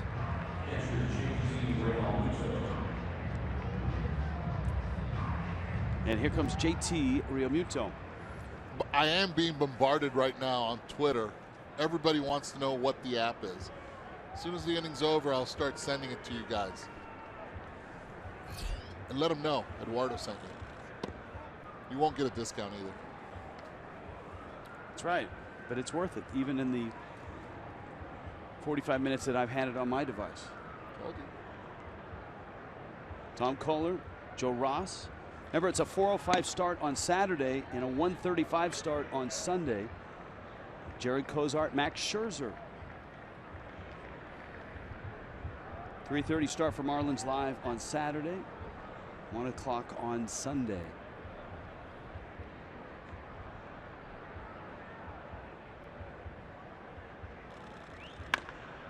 Realmuto, a bouncer to third. Rendon gets the outs.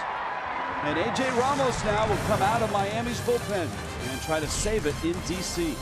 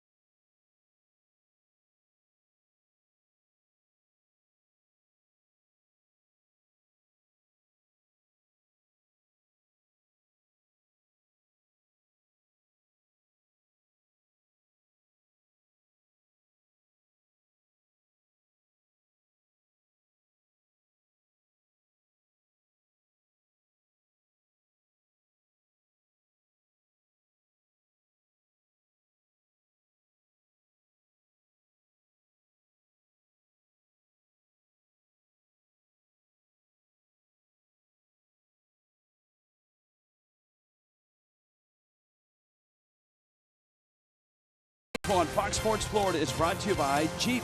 Visit Jeep.com to learn more. And by your South Florida Honda dealers. Washington, D.C. Home opener for the Nationals. And the Marlins are here and trying to ruin the party. They need 3 outs from A.J. Ramos, and now Eduardo Perez will go through A.J. Ramos and his arsenal. Oh, he has that hater, that fastball. He attacks early. He needs that changeup also to keep those left-handed hitters at bay.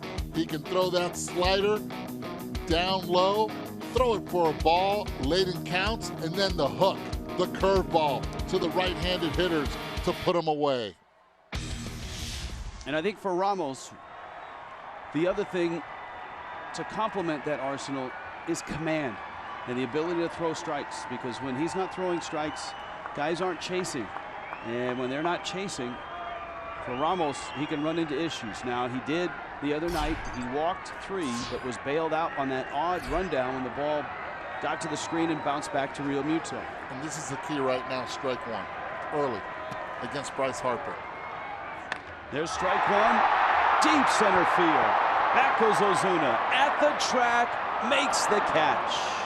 How about that? And that's fine. If he would have gone deep, it would have been a 6-5 game, but you do not want to start a rally by walking Bryce Harper and giving him an opportunity to get on base.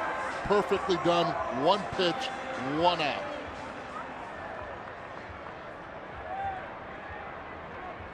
Ryan Zimmerman is next.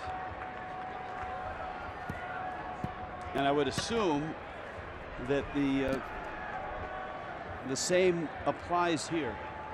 Strike 1. Zimmerman certainly strong enough to hit it a long ways. Fastball zips outside. You don't even have to try to overpower these hitters. Just make sure you get ahead. Their goal is to try to get on base for the next man up.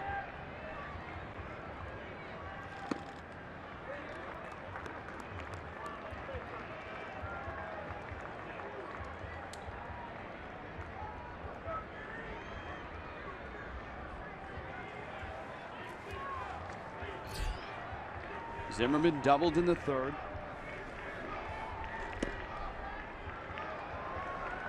See how A.J. falling off a lot to the first base side.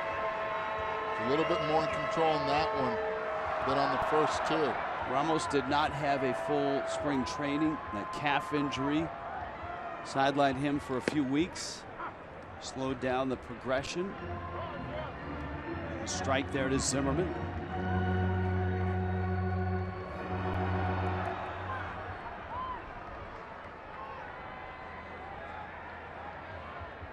Ramos trying to save it. David Phelps in line for the win, and boy, does he deserve it. That's out, and Ramos walks Brian Zimmerman. And that's going to bring up a South Florida kid who was a hero the other night in Atlanta. And that's Matt Dendecker, also a Florida Gator, Westminster Academy, a high school teammate of Michael Taylor's. Not often do you see high school teammates end up as major league teammates. The other day, Dendecker was taking batting practice in AAA. It was like 3 in the afternoon when his manager got a call and said, get him to Atlanta. That's a swing. And a nice call that goes Ramos's way. He got on a plane, got to Atlanta, got to the ballpark, and found himself in the ball game and rips a key RBI double that helped the Braves, or rather, excuse me, helped the Nationals beat the Braves.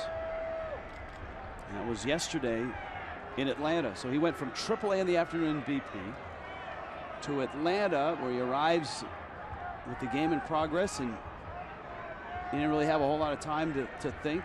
Gets a huge hit to win the game, and then he flies to DC. He's part of opening night or opening day, and here he is at another key spot.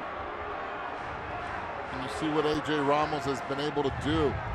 Breaking ball for a strike on a check swing. This one up in the strike zone for another strike. Now he's 0-2.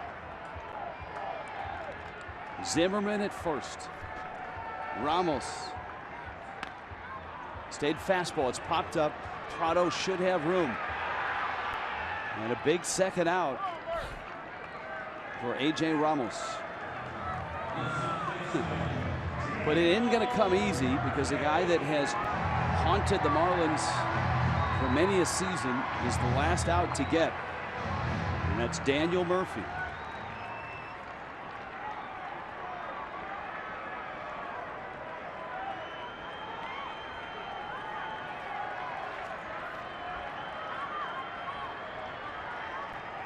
Career numbers: 3 for 10 with a homer against Ramos. Breaking ball, strike inside part. That's been his money pitch tonight. Going to it after not being able to get that fastball over against Zimmerman. He's been able to throw that pitch effectively to the left-handed hitter. Runner goes, and Zimmerman is going to take the base. Real Muto popped out like he was ready to throw. And he's the one that gave the sign of, listen, you guys stay in your position. We're not going anywhere. He looks into the dugout.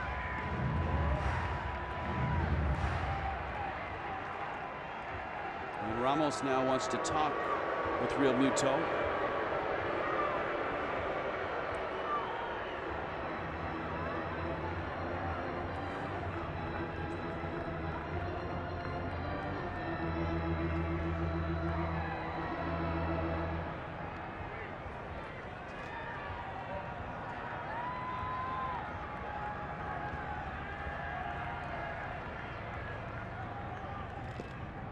Pitch in the dirt, ball in a strike, or excuse me, a ball in 2 strikes.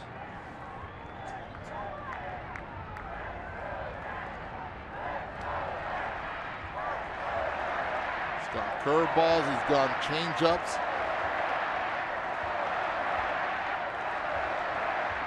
One, two.